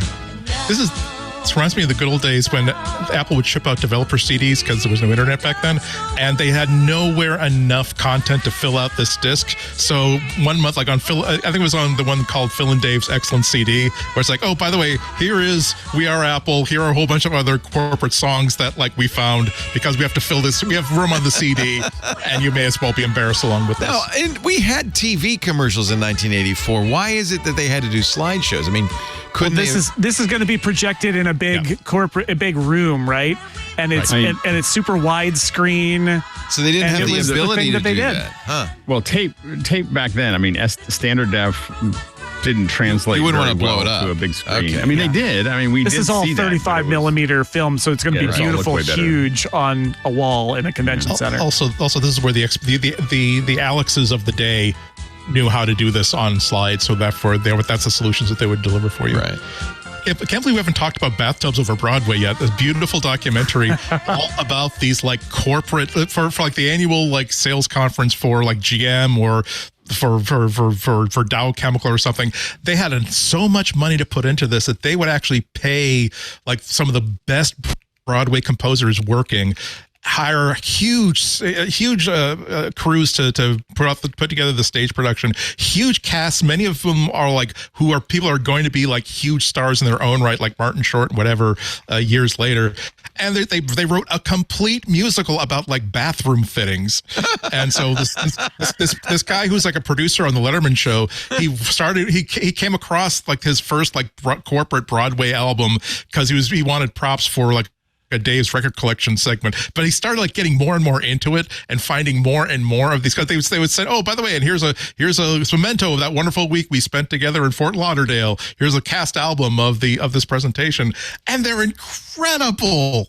It's a great documentary. If you want to see it, it's on Netflix. Guess what? It's on Netflix. There you go. Of course it is. Bathtubs Over Broadway. Cheetah Rivera was in it. Wow. That's crazy. Oh, I've got to, I know what I'm watching tonight. They got a lot of stars, like, again, people like Martin Short and other people who are like recognizable stars who are saying that like there are times where like if you booked one of these like corporate musicals, like you could eat for the rest of the year. This is gonna like let you do auditions. This is why everybody wanted to get hired by one of these productions. Wow. I mean, it still happens. I mean, these whether it's bands or other people, a lot of these corporate events, especially ones that are a little bit more private, they bring a lot. And the thing is, they do, the unfortunate thing is they hire people who are really well known in Hollywood, or they're known as the people who worked on this or the people who worked on that. And then they get them in, and those people look at them as like a big cash cow to experiment with things that they've never done before. So they're like, let's do this, because it's the thing that's in the back of their head that they've always wanted to do that no Hollywood producer would ever pay for. And they get the corporations to pay for that, and so that's and that's still, to this day is still a hole that some corporations fall into, is getting, Hollywood people to do their shows, because they usually spend an enormous amount of money for something that probably doesn't have any ROI. And so So I think that's always the challenge there, but it still happens. I mean, you see A-level bands, A-level actors showing up for some of these things, and so I don't know if it really helps them that much, but I think it's been really interesting to watch. I remember we had those with school. Remember when we grew up? I don't know, when I grew up, we would all be brought into the auditorium, and then they have these little slideshows about drugs and about other things. Your friend Zinc. Yeah. Yeah, exactly. And so all of those things, were built up. And I think the explosion, as it talks there, the best thing that ever happened was that suddenly everyone was able to communicate. The worst thing that ever happened was that everyone was able to communicate. And so we went from teams figuring out how to properly communicate to lists in bullet points, which was just the most evil thing ever. Most of these presentations were not for consumers in the early days, right? They were for your sales force or potential corporate customers. They really weren't aimed at consumers. And it wasn't until maybe even Apple where they would start doing these, and ostensibly for the press and developers, but they knew that really this was a big event for consumers. I think Apple put these on the map, right? Well, but Apple was very careful for a long time to not put them up immediately, so you couldn't stream them live. In fact, if you did, sometimes they wouldn't invite you back. I know. I heard that. That's terrible. I believe it. I believe that's true.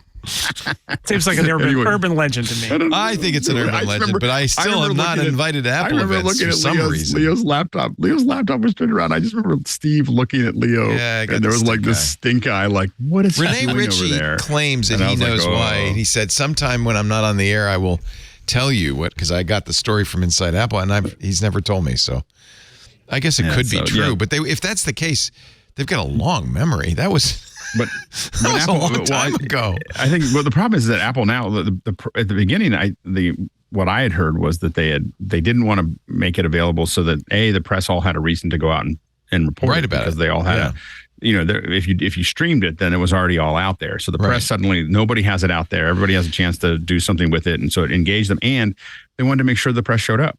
Now there's no problem with that. Like press is, like there is the press is a problem. Let's just end around the press. But now everyone wants to go to, Steve Jobs Theater, and everybody wants to, there's a limited number of seats. Right. And so now it's like, who's been there for the longest and everything else. And they still have to have half of them available for everybody to clap. The most bizarre one that I ever got walking into an event was I was told no live blogging, because we had done some live blogging. They're like, no live blogging for this. So what we did is I had a text message window back to the office to, I think, Peter Cohen, who wrote for us at that time. Right. And I literally would just text him what was happening on stage. And then he would then write, he had a news story that he would update as things were announced, but it was written like a news story and not like a live blog. And we were like, what? It's not a live blog. We are covering the news as it happens. And then if they'd announce a new product, he'd do a news story saying Apple also announced this product today, and I'd send him quotes. And I was reporting from the scene, but it wasn't live blogging. Yeah. And honestly, that was the last time they ever asked anything like that. They gave up at that point. I mean, I'm sitting there. This was at the iPad event, and there's a row of cameras behind me from CNBC and NBC and CBS. Just a row of cameras shooting the damn thing. And I just felt disenfranchised. But they weren't streaming it. They weren't streaming it. They weren't streaming it, right? Yeah, that was the thing. Yeah, so it was dopey, but hey, that's fine. I did my job, and that wasn't important. That was the iPad announcement, which was a pretty darn important.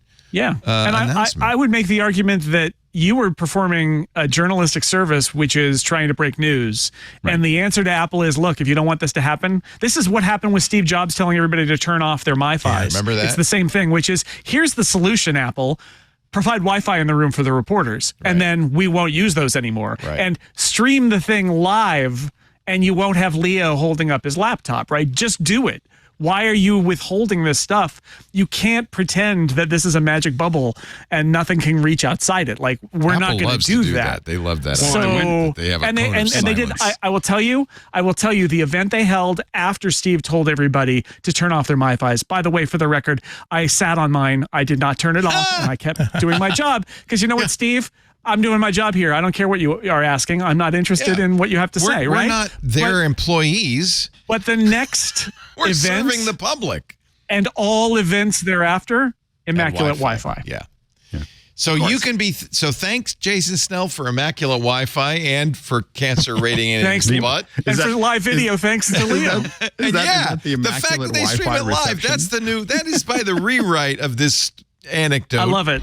You can thank me for that. Actually, it took them many years later to fix that. I'm sorry. But now it's updating your Wikipedia page as we speak. And now it's probably probably the biggest corporate event. Absolutely. That happens now. But my original point was it shifted from being for salesmen or corporate clients to being aimed at consumers as an announcement. And that was, I think you can credit Steve Jobs for that. That really was a big shift. And everybody has ever since emulated that. I think the problem is everyone's trying to emulate Steve, and there's not very many people who are as good as Steve was at it. I mean, he did a lot of work, and I think that most executives just don't put the work into it that he did to make it. Plus, they had better things to announce, let's face it, than most other companies. You know, Microsoft just announced that they're going to do their Surface event the day before Apple ships its new iPhone on the 21st. And it will be their Steve Jobs clone, Panos Panay, who is, in my opinion, incredibly annoying because he's trying so hard to make this the, you know. And the problem is that he's gonna do that, and then Apple's gonna release a movie that looks way better than anything they. No, they'll do a movie. They've been doing. Microsoft has. Been doing movies. Microsoft doing movies too? Live shows, yeah. And this is the thing that's really changing is that we went from slides to PowerPoint to Keynote to, I mean, for many years, for nearly every company out there, people would hand us a PowerPoint and we go, or a Google Slides or whatever, and we go, hey, we're going to prep this for broadcast, which meant that we were going to convert it to Keynote. like we were just, you know, like, and it was everybody in the event world would just convert everything to Keynote because it would play out better. And so but that playback now is now turned into, well, we can, and I think COVID finally pushed through what a lot of us thought is going to happen eventually, is just play a movie. Like, let's just make it clean and fast, and we can then answer questions at the end. And you know, I think that the era of the stage performance has probably got less than 5 years. I would say that would be conservatively. I would say probably less than 2 or 3. You probably won't see very many stage announcements anymore. If you're interested, and I guess we'll have to write a sequel to this article, MIT Technology Review, Claire L. Evans. Next slide, please. A brief history of the corporate presentation. It's really great stuff. Thank you for marking that. I missed it, and it That's really is. Old Matt Honan is the editor there. Oh, old Matt pal from Macworld days, back in the day, and went to BuzzFeed, and now he's the editor at MIT Technology Review. They do good stuff. This is a great article. It has become more of a consumer technology publication. I really love MIT Technology Review now. It's credit to Matt. To Matt, yeah. Matt with 1 T, right? 1 T, that's right. Finally, sad news, and I know you will all have something to say about it. The second founder of Adobe now has passed, John Warnock, at the age of 82. His co-founder, Charles Geschke, passed away in, I think, 2021 at the age of 81. Warnock was 82. And whatever you think of Adobe today, and I know a lot of it's uncomplimentary, Adobe when he started it was a revolution. I think you agree, Alex. Yes. 100%, like 100%. And they still are. I mean, I think that Adobe, I mean, a lot of us can talk about whether we think the business model is good for us or not, about how the subscription model, but I mean, what they're doing in 3D, what they're doing in generative AI, and then still the Photoshop, Premiere, After Effects, and the many other products that they have. I mean, they still are an engine within the industry, and they've really been able to, continue to build that and continue to stay, in front of things, and not be afraid to, they bought, of course, our friend Emery's company to keep going. Nice job. Well done. Yeah, well done. Photoshop was an acquisition too, right? That was the brothers. Here's the funny thing is that the Knoll brothers, they're bouncing around with this little app, showing people like, this is what we put together. John could see what was necessary, and Tom had the core, some of the core stuff there, and they're and the two of them together built this incredible little app that really solved a real problem. That had the what John needed at ILM. And they're going around showing it. My understanding is they went to Aldous, they went to other people saying, "Hey, we've got this little app," and people couldn't understand it, and Adobe snapped it right up. Like there was not any, like there was no like they understood what Warnock understood what he was looking at.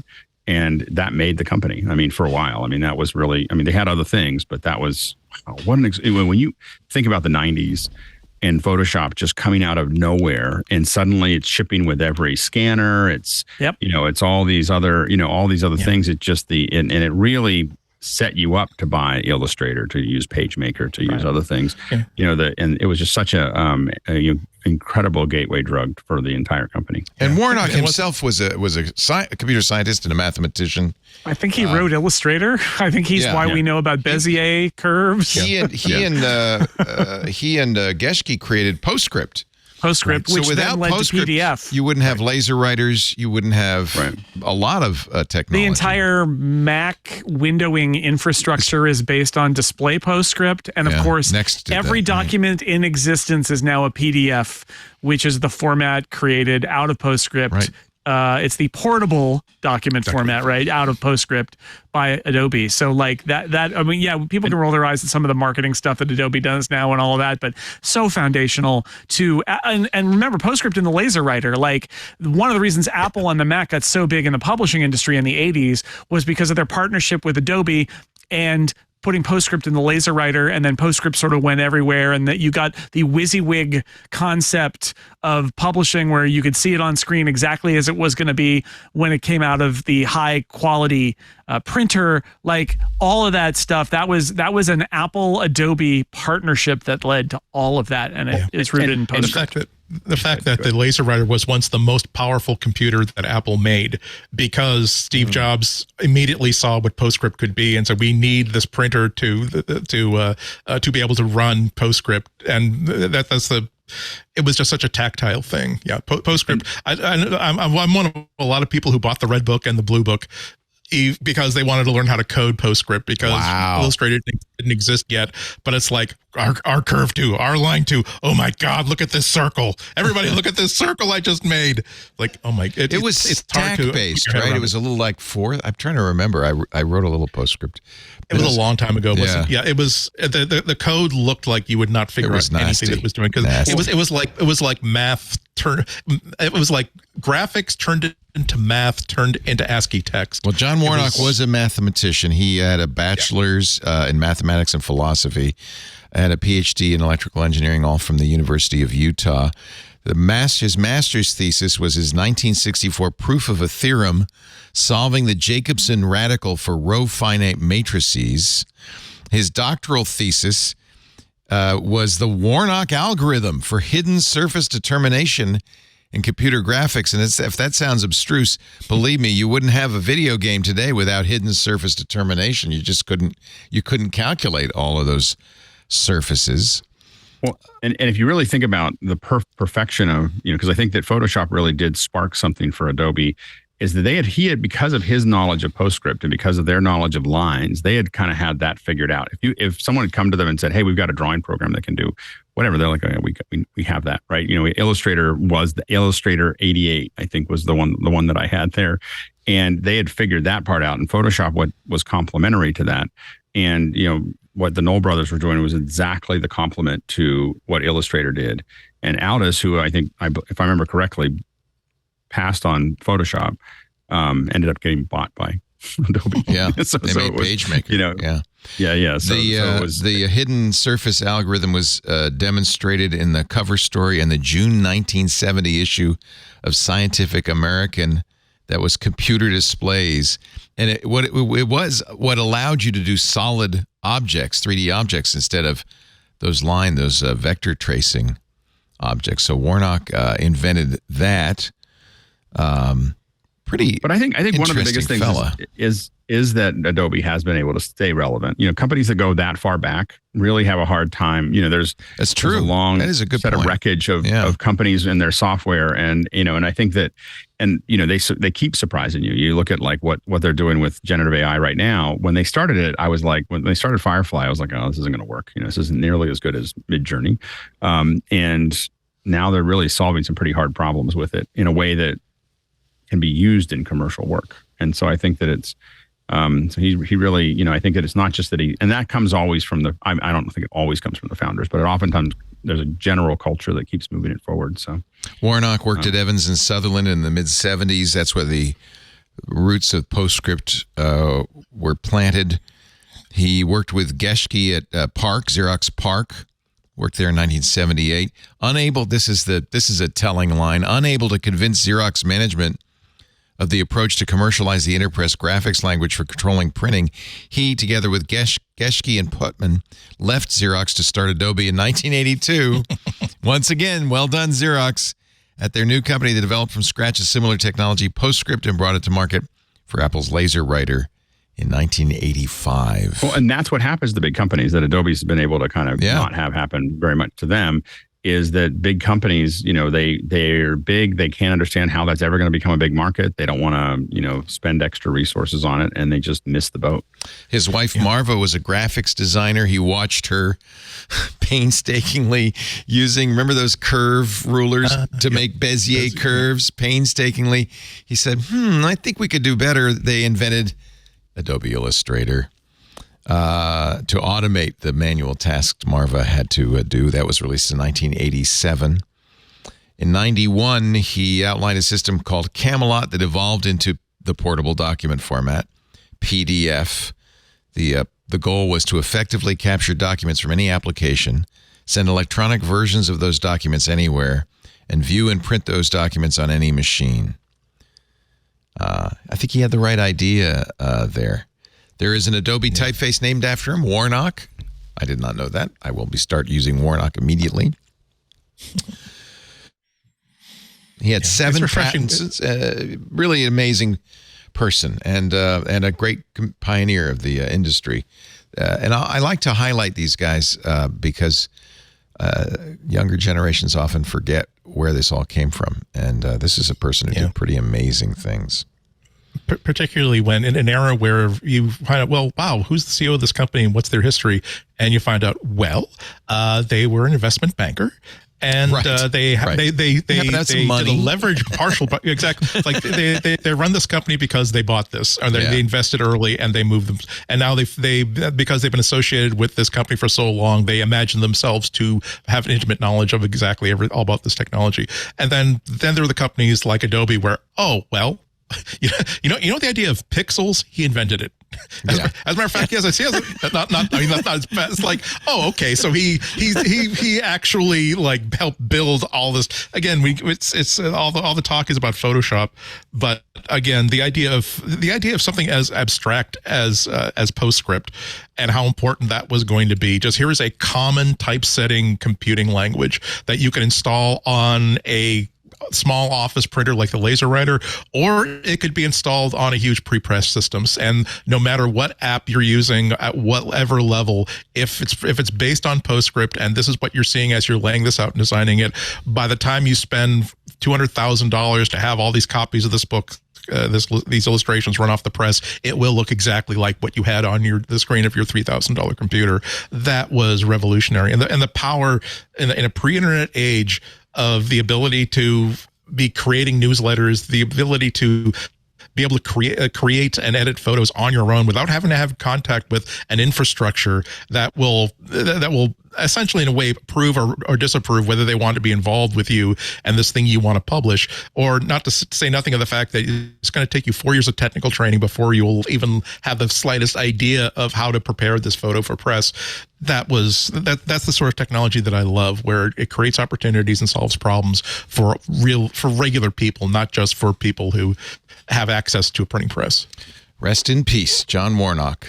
Passed away at the age of 82. He was on the board of directors at Adobe till the end, so he's can be credited with the success of Adobe. We're going to take a little break. When we come back, your picks of the week, gentlemen, if you will prepare those. My pick this week is join Club TWiT.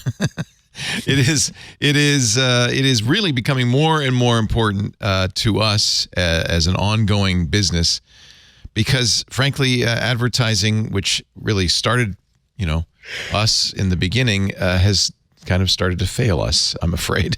And the good news is you can support us for $7 a month, and we have made sure that there are real benefits to that. Of course, Club TWiT's number one benefit, ad-free versions of all the shows. You don't need to hear ads because you're supporting us, ad-free and tracker-free. You also get the Club TWiT Discord, which is where some really interesting stuff lives.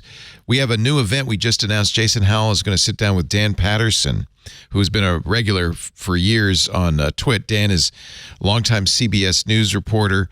He has done some amazing things, including trained dissidents in some very dangerous countries and how to use technology to protect themselves. That's today, 5:30 Pacific, on our live stage in the Club TWiT Discord. We've got a photo walk coming up with Ant on August 26th, Stacy's Book Club August 31st, Daniel Suarez and Hugh Howey in a fireside chat, two of the great sci-fi authors, Lou Maresca from TWiT.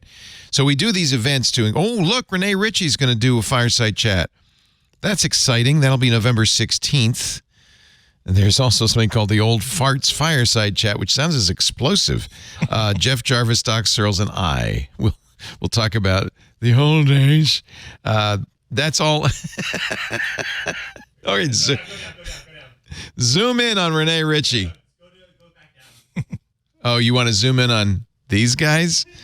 Yeah, thanks to AI for making us even older than we are. That's not all. There are shows in the club that don't get published anywhere but the club. Scott Wilkinson's Home Theater Geeks, we were able to bring that back thanks to the support of club members. This Week in Space launched in the club, if you will, and is now in public. We also have the Untitled Linux Show, Hands on Macintosh with Micah Sargent, Hands on Windows with Paul Thurrott, the Giz Fizz with Dick DiBartolo, and more. And all of that because of the support of people like you, Club TWiT members. $7 a month. Look what you get. I think it's a good deal, and it's a great community. Join us in the Discord. We'll see you there. If you want to join, go to twit.tv/clubtwit. twit.tv/clubtwit. Pick of the week. Oh, wait a minute. Let me pause. Pick of the week time. That's for our editors. Jason Snell, what do you have for us today? Well, I love that Alex mentioned how he likes YouTube and that how there's content on YouTube that you don't see anywhere else. And I actually have been following a series on YouTube that I wouldn't see anywhere else. And I love it. I am not a car guy at all, but I saw a link to this and it's just fascinating. There's a car YouTuber named Tavarish, and he found a $2 million McLaren P1 for sale on the internet.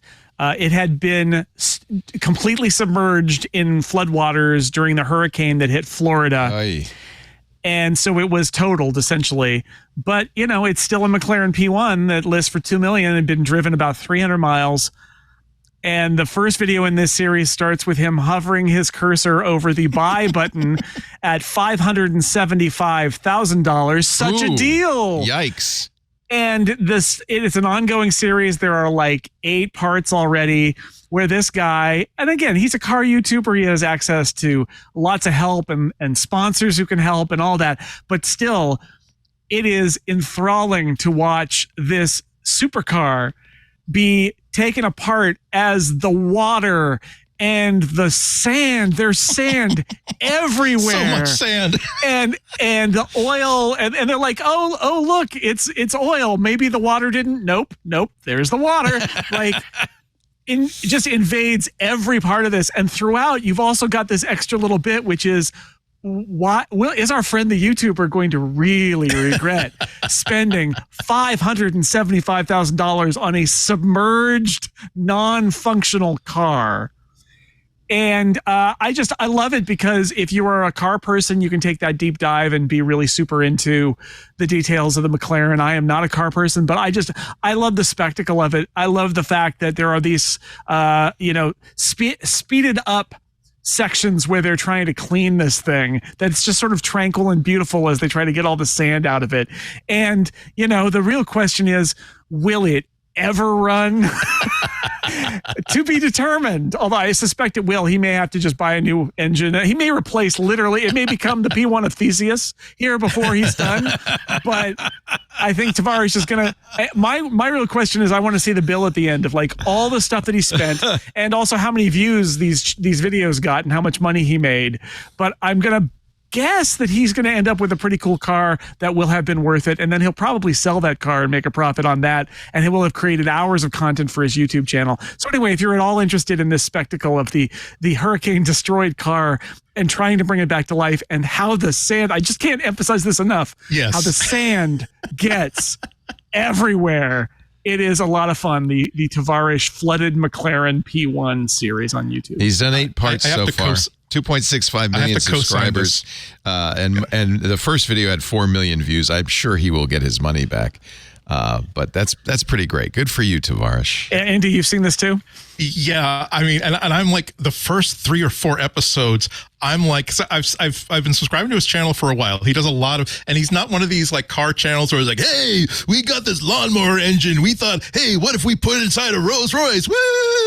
And it's like, no, he does. He tries. He has a lot of resources, and he tries to like take a wrecked supercar, and either put it back the way it was, or well, look, we can't get this engine, so let's see if we can upgrade it because it's been 12 years since the thing was released. And the first 3 or 4 episodes, I'm like, it's like, Jason, we probably have the same thing. It's like, we're expecting, it was trashed in a hurricane. Okay, so I bet that like the house collapsed and like it got really, the interior is all wet. It's like, no, there's home security video of it like floating out to sea. Yeah, and it's like and like and like the sand is like part of the mixture of the water that's flooding it, and so that it's like 8 weeks in, and it's like, okay, so here is the inside of the inside of the inside of the inside of the inside of something we took off at the episode 1, and there's sand in there too. And there's sand pouring out of it. I mean, it's kind of like a horror movie at times, where it's just like, the sand is coming. It's just where and when and what is the context for the horror. I think the newest one is I'm in Trouble. I think the last one is like, yeah. I love that. I mean, he's a good YouTuber. He amps up the drama in his thumbnails and all of that. But it's just, what a spectacle. Even as somebody who doesn't really care that much about cars, it's a great use of YouTube. And I told my wife about this, and she's like, $500,000 on a broken car. And I'm like, yeah, but it's YouTube, right? Like, he's seeing all the content, and he knows how many ads and how he's got his sponsors, and he will make a meal out of this. And boy, has he ever. But so fun to watch, and so much sand. Very impressive. And now I kind of buy this, that I don't need YouTube TV. I don't need HBO. I don't need my cable subscription. I should just be watching YouTube all the time.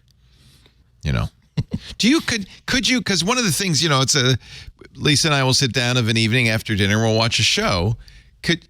But all of this stuff is shorter than a show, right? I mean, can you make a meal out of it? Can you make a meal? Could Lisa and I sit down and say, oh yeah, let's watch part 8 of rebuilding the flooded McLaren, like that? Like a TV show? Yeah. Yeah. There's a playlist. You just watch a playlist and it just goes through.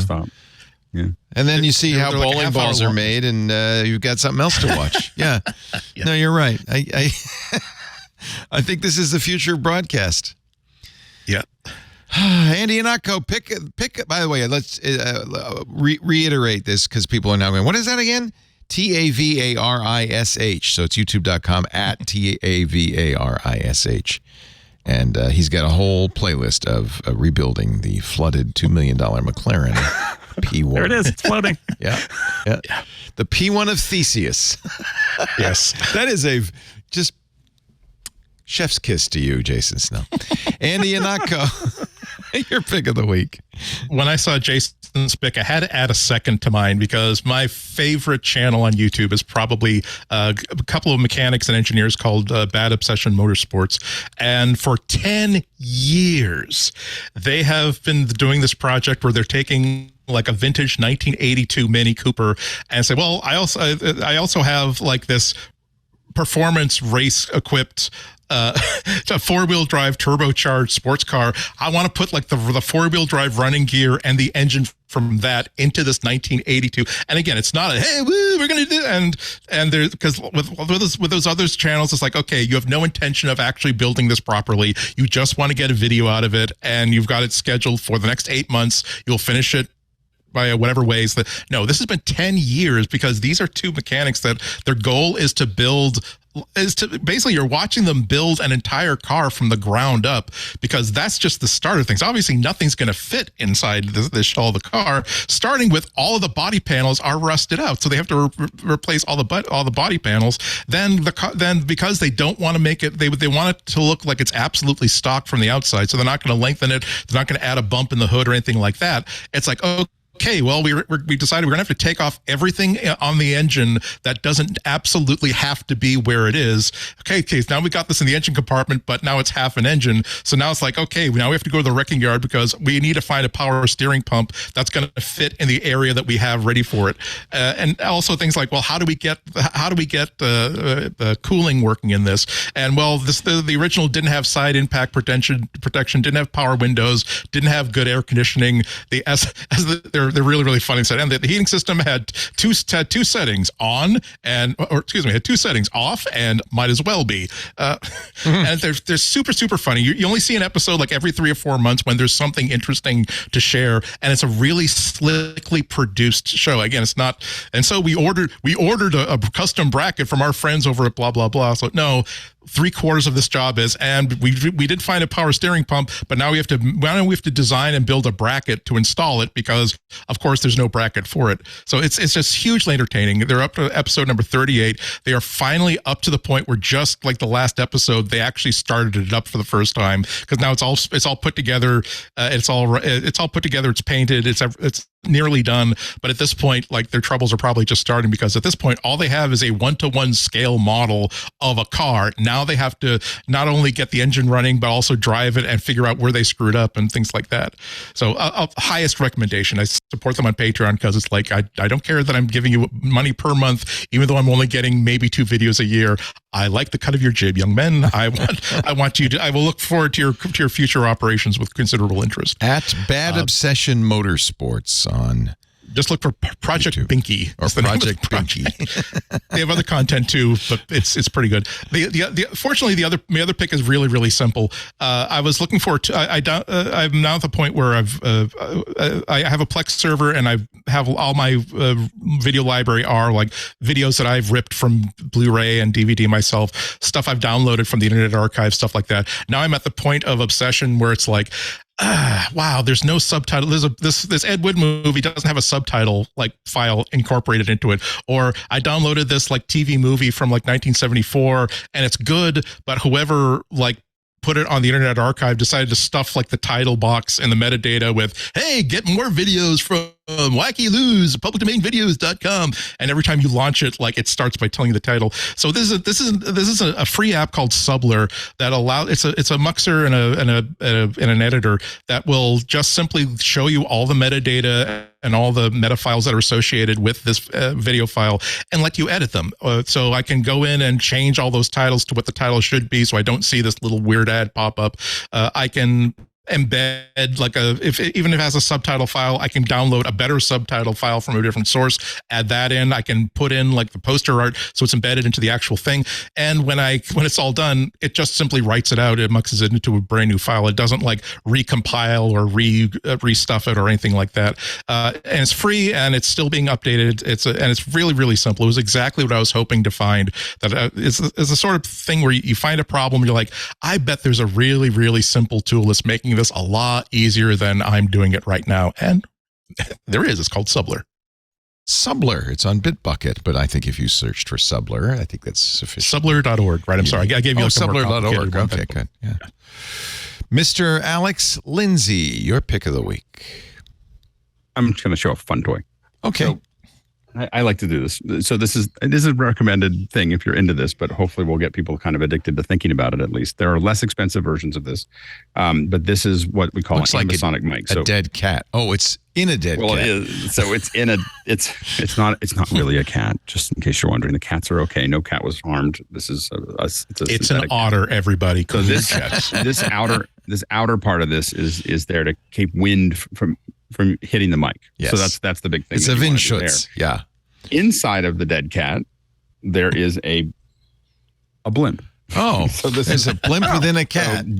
A blimp within a cat. So this protects the mic from the cat. All right. So then anyway, so you have a blimp, and sometimes you just use the blimp, and then you put the cat on if it's windy, and you can and then this has a little compartment that pops out. Let's see if I get. What does the blimp do if the cat's stopping the wind? A lot of times you don't need the cat. You just need the blimp. Okay. You just need to protect it from Blimp's a little bit of protection, and then if it's a little bit of protection, yeah. And then it also Hurricane Hillary, you need the dead cat and the blimp, and you would need something around because you can't just put the cat around the mic, because then it's, there's no structure to it. So to take this apart, there's a little structure in here. It looks like a little blimp. And then this guy there's the mic. So this is the mic here. And usually, but I don't know why she's followed us fly. Exactly. And then we take off the windscreen, which you've shown us this mic before, I think. This looks familiar. I think so. This one before? Yeah. Did I already do this? That's all right. So anyway, I like the blimp and the dead cat. Yeah, so the blimp and the dead cat. So this is the Ambisonic mic that maybe I thought, I didn't think, I'm really getting into this. So this is why I'm, now this is the Ambio, which is the one that I listed.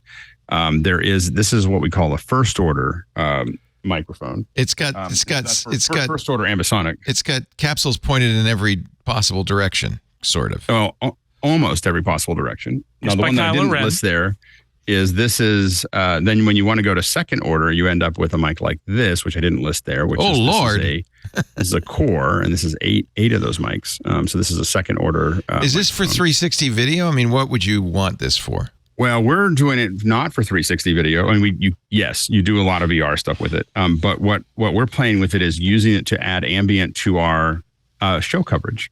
So YouTube now, as of last week, will it's now public. I mean, we've been testing it for about a year, but YouTube will now do 5.1 to over the top boxes. And so if you have an Apple TV, you can have YouTube will do 5.1. And what's really cool about that, you think about, again, Ambisonic as a surround sound, but what we've figured out how to do is take that Ambisonic. It's 4 channels for the Ambio, and we pipe that in along with our microphones into a live view. We send that to our San Rafael location, and then we take those 4 channels of the Ambisonic out and convert it to 5.1. And then we take the mics and we put them right down the center channel, and then we put the Ambisonic into the rest of the surrounds and everything else around you. And what you end up with is being able to hear, really have an immersive. And you're going to start seeing us do this more. I think more people are going to start doing it as well, because that's a really easy way to, when I say really easy, I mean relatively easy way to package up an immersive area is to use this. And I think that I'm really excited that YouTube is finally supporting 5.1 publicly, and everybody can use it now. It's still just for over the set-top boxes. So it's your Chromecasts, your Apple TVs, that type of thing. But what we found is that the way we're doing it, the technique that we're using, means that you can really clearly hear the people talking, but you also feel a lot more like you're there. A lot of times what we're fighting is you can't use that mic by itself. You can't figure out what's going on. But with the 2 mics, the 2 like SM58s on Electros, you're getting this nice center channel, but then you really feel much more like you're there. And we used to always just have the SM58s with the Electrosonics and just go back to us. But you lose the feeling of being there. It's hermetic. So anyway, so that's like this show. It's very hermetic. You don't hear any background. Yeah. So but especially in here, I don't know how much it matters because we'd be in a room talking to each other. But I think that when you think about going to a conference, you want to feel that conference or feel that event. Yeah. Yeah. And so this is what we're kind of playing with right now. And so I think maybe when I started it, I probably talked about the Ambio. And then you mix a little bit. You're not going to mix. You're going to just make a little low level, mix it in. That's the cool thing. The cool thing is because we're having 2 entirely separate systems, we can bring the ambient up and down based on what we want to do. So we can have you feel it, and then we can push it back. We're here at SIGGRAPH, and then it gets a little quieter. Yeah, that's interesting. Yeah, exactly. Yeah, so it's very cool. A lot of fun. And what do you use to mix 5.1 sound? We're using Pro Tools. Oh, so it's there's a couple different there are we have to do an ambisonic conversion from the 4 channels of the Ambio, and there's a couple different tools to do that, and one of them is DearVR. We use a couple different ones to kind of play with it, and so you have to convert that. So we're running that through Pro Tools to do that live conversion. We are looking at some other tools down the road as we kind of keep going forward, but that's been the easiest one. And so we pass it through a little Mac Mini it's not, Pro Tools isn't doing anything else. It's just the holder of the plugin and the pass, pass through it. So there's not a lot of work that we're making, that we're forcing down Pro Tools section. And then it goes through there. The cool thing is that a lot of times audio is going faster than video. So this just slows the audio down a little bit.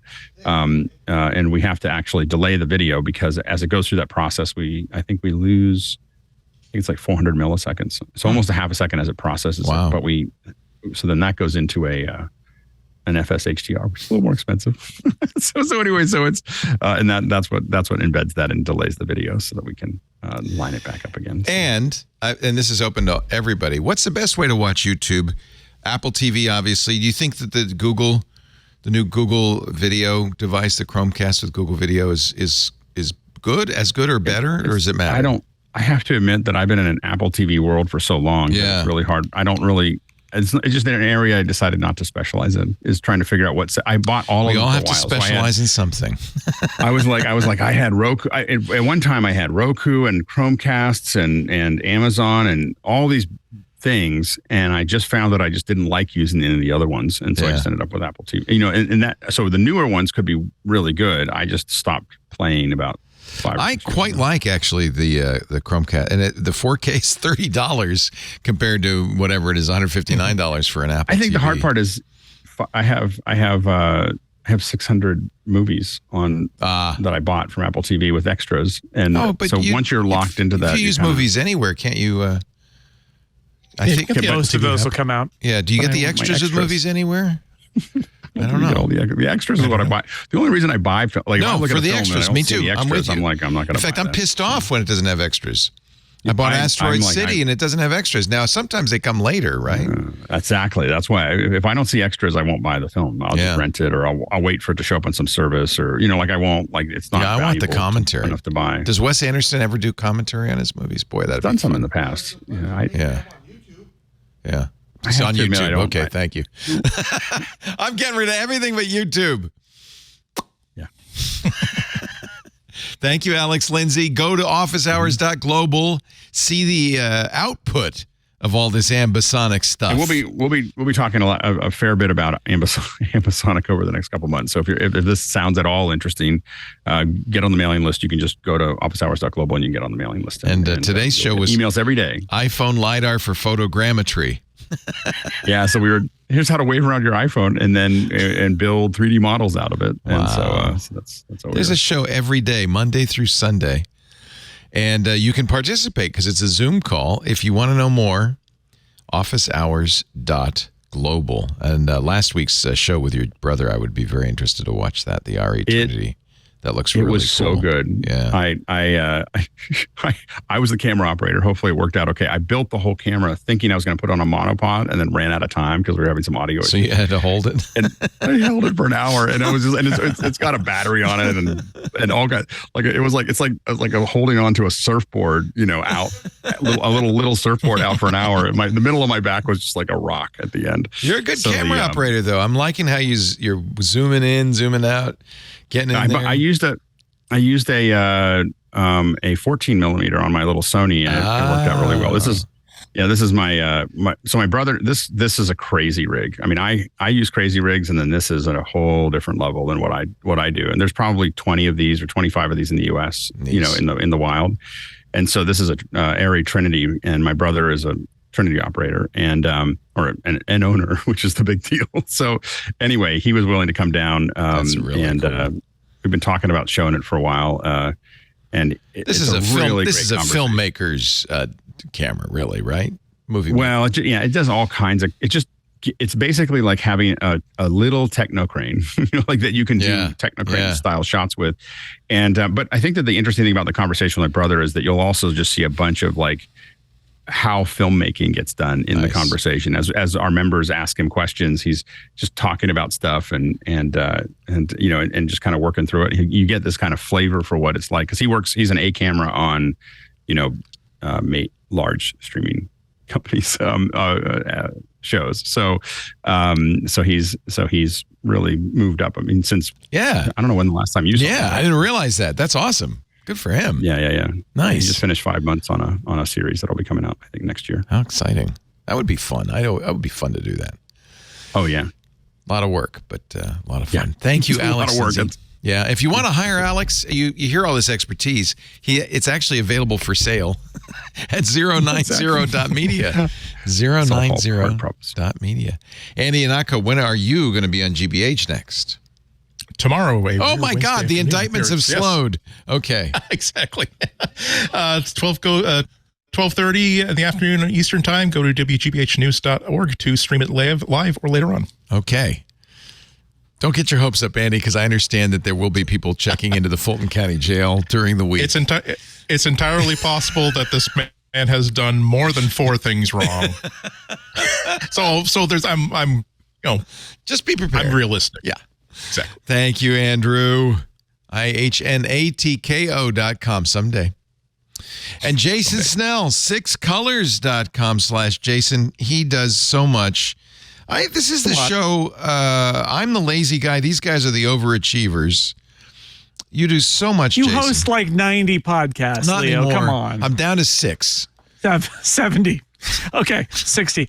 So check out 6colors.com, and also you mentioned it earlier, Downstream. Yeah. If you want to know about the weird, wacky business of streaming media, Julia Alexander, who is at Parrot Research and Puck.News, and she just knows so much about it. Really good. That's relay.fm/downstream. And you are doing Strange New Worlds with Scott and Vulcan Hello. Yeah, sure. Love that show. That's a great show. Yeah. Vulcan Hello.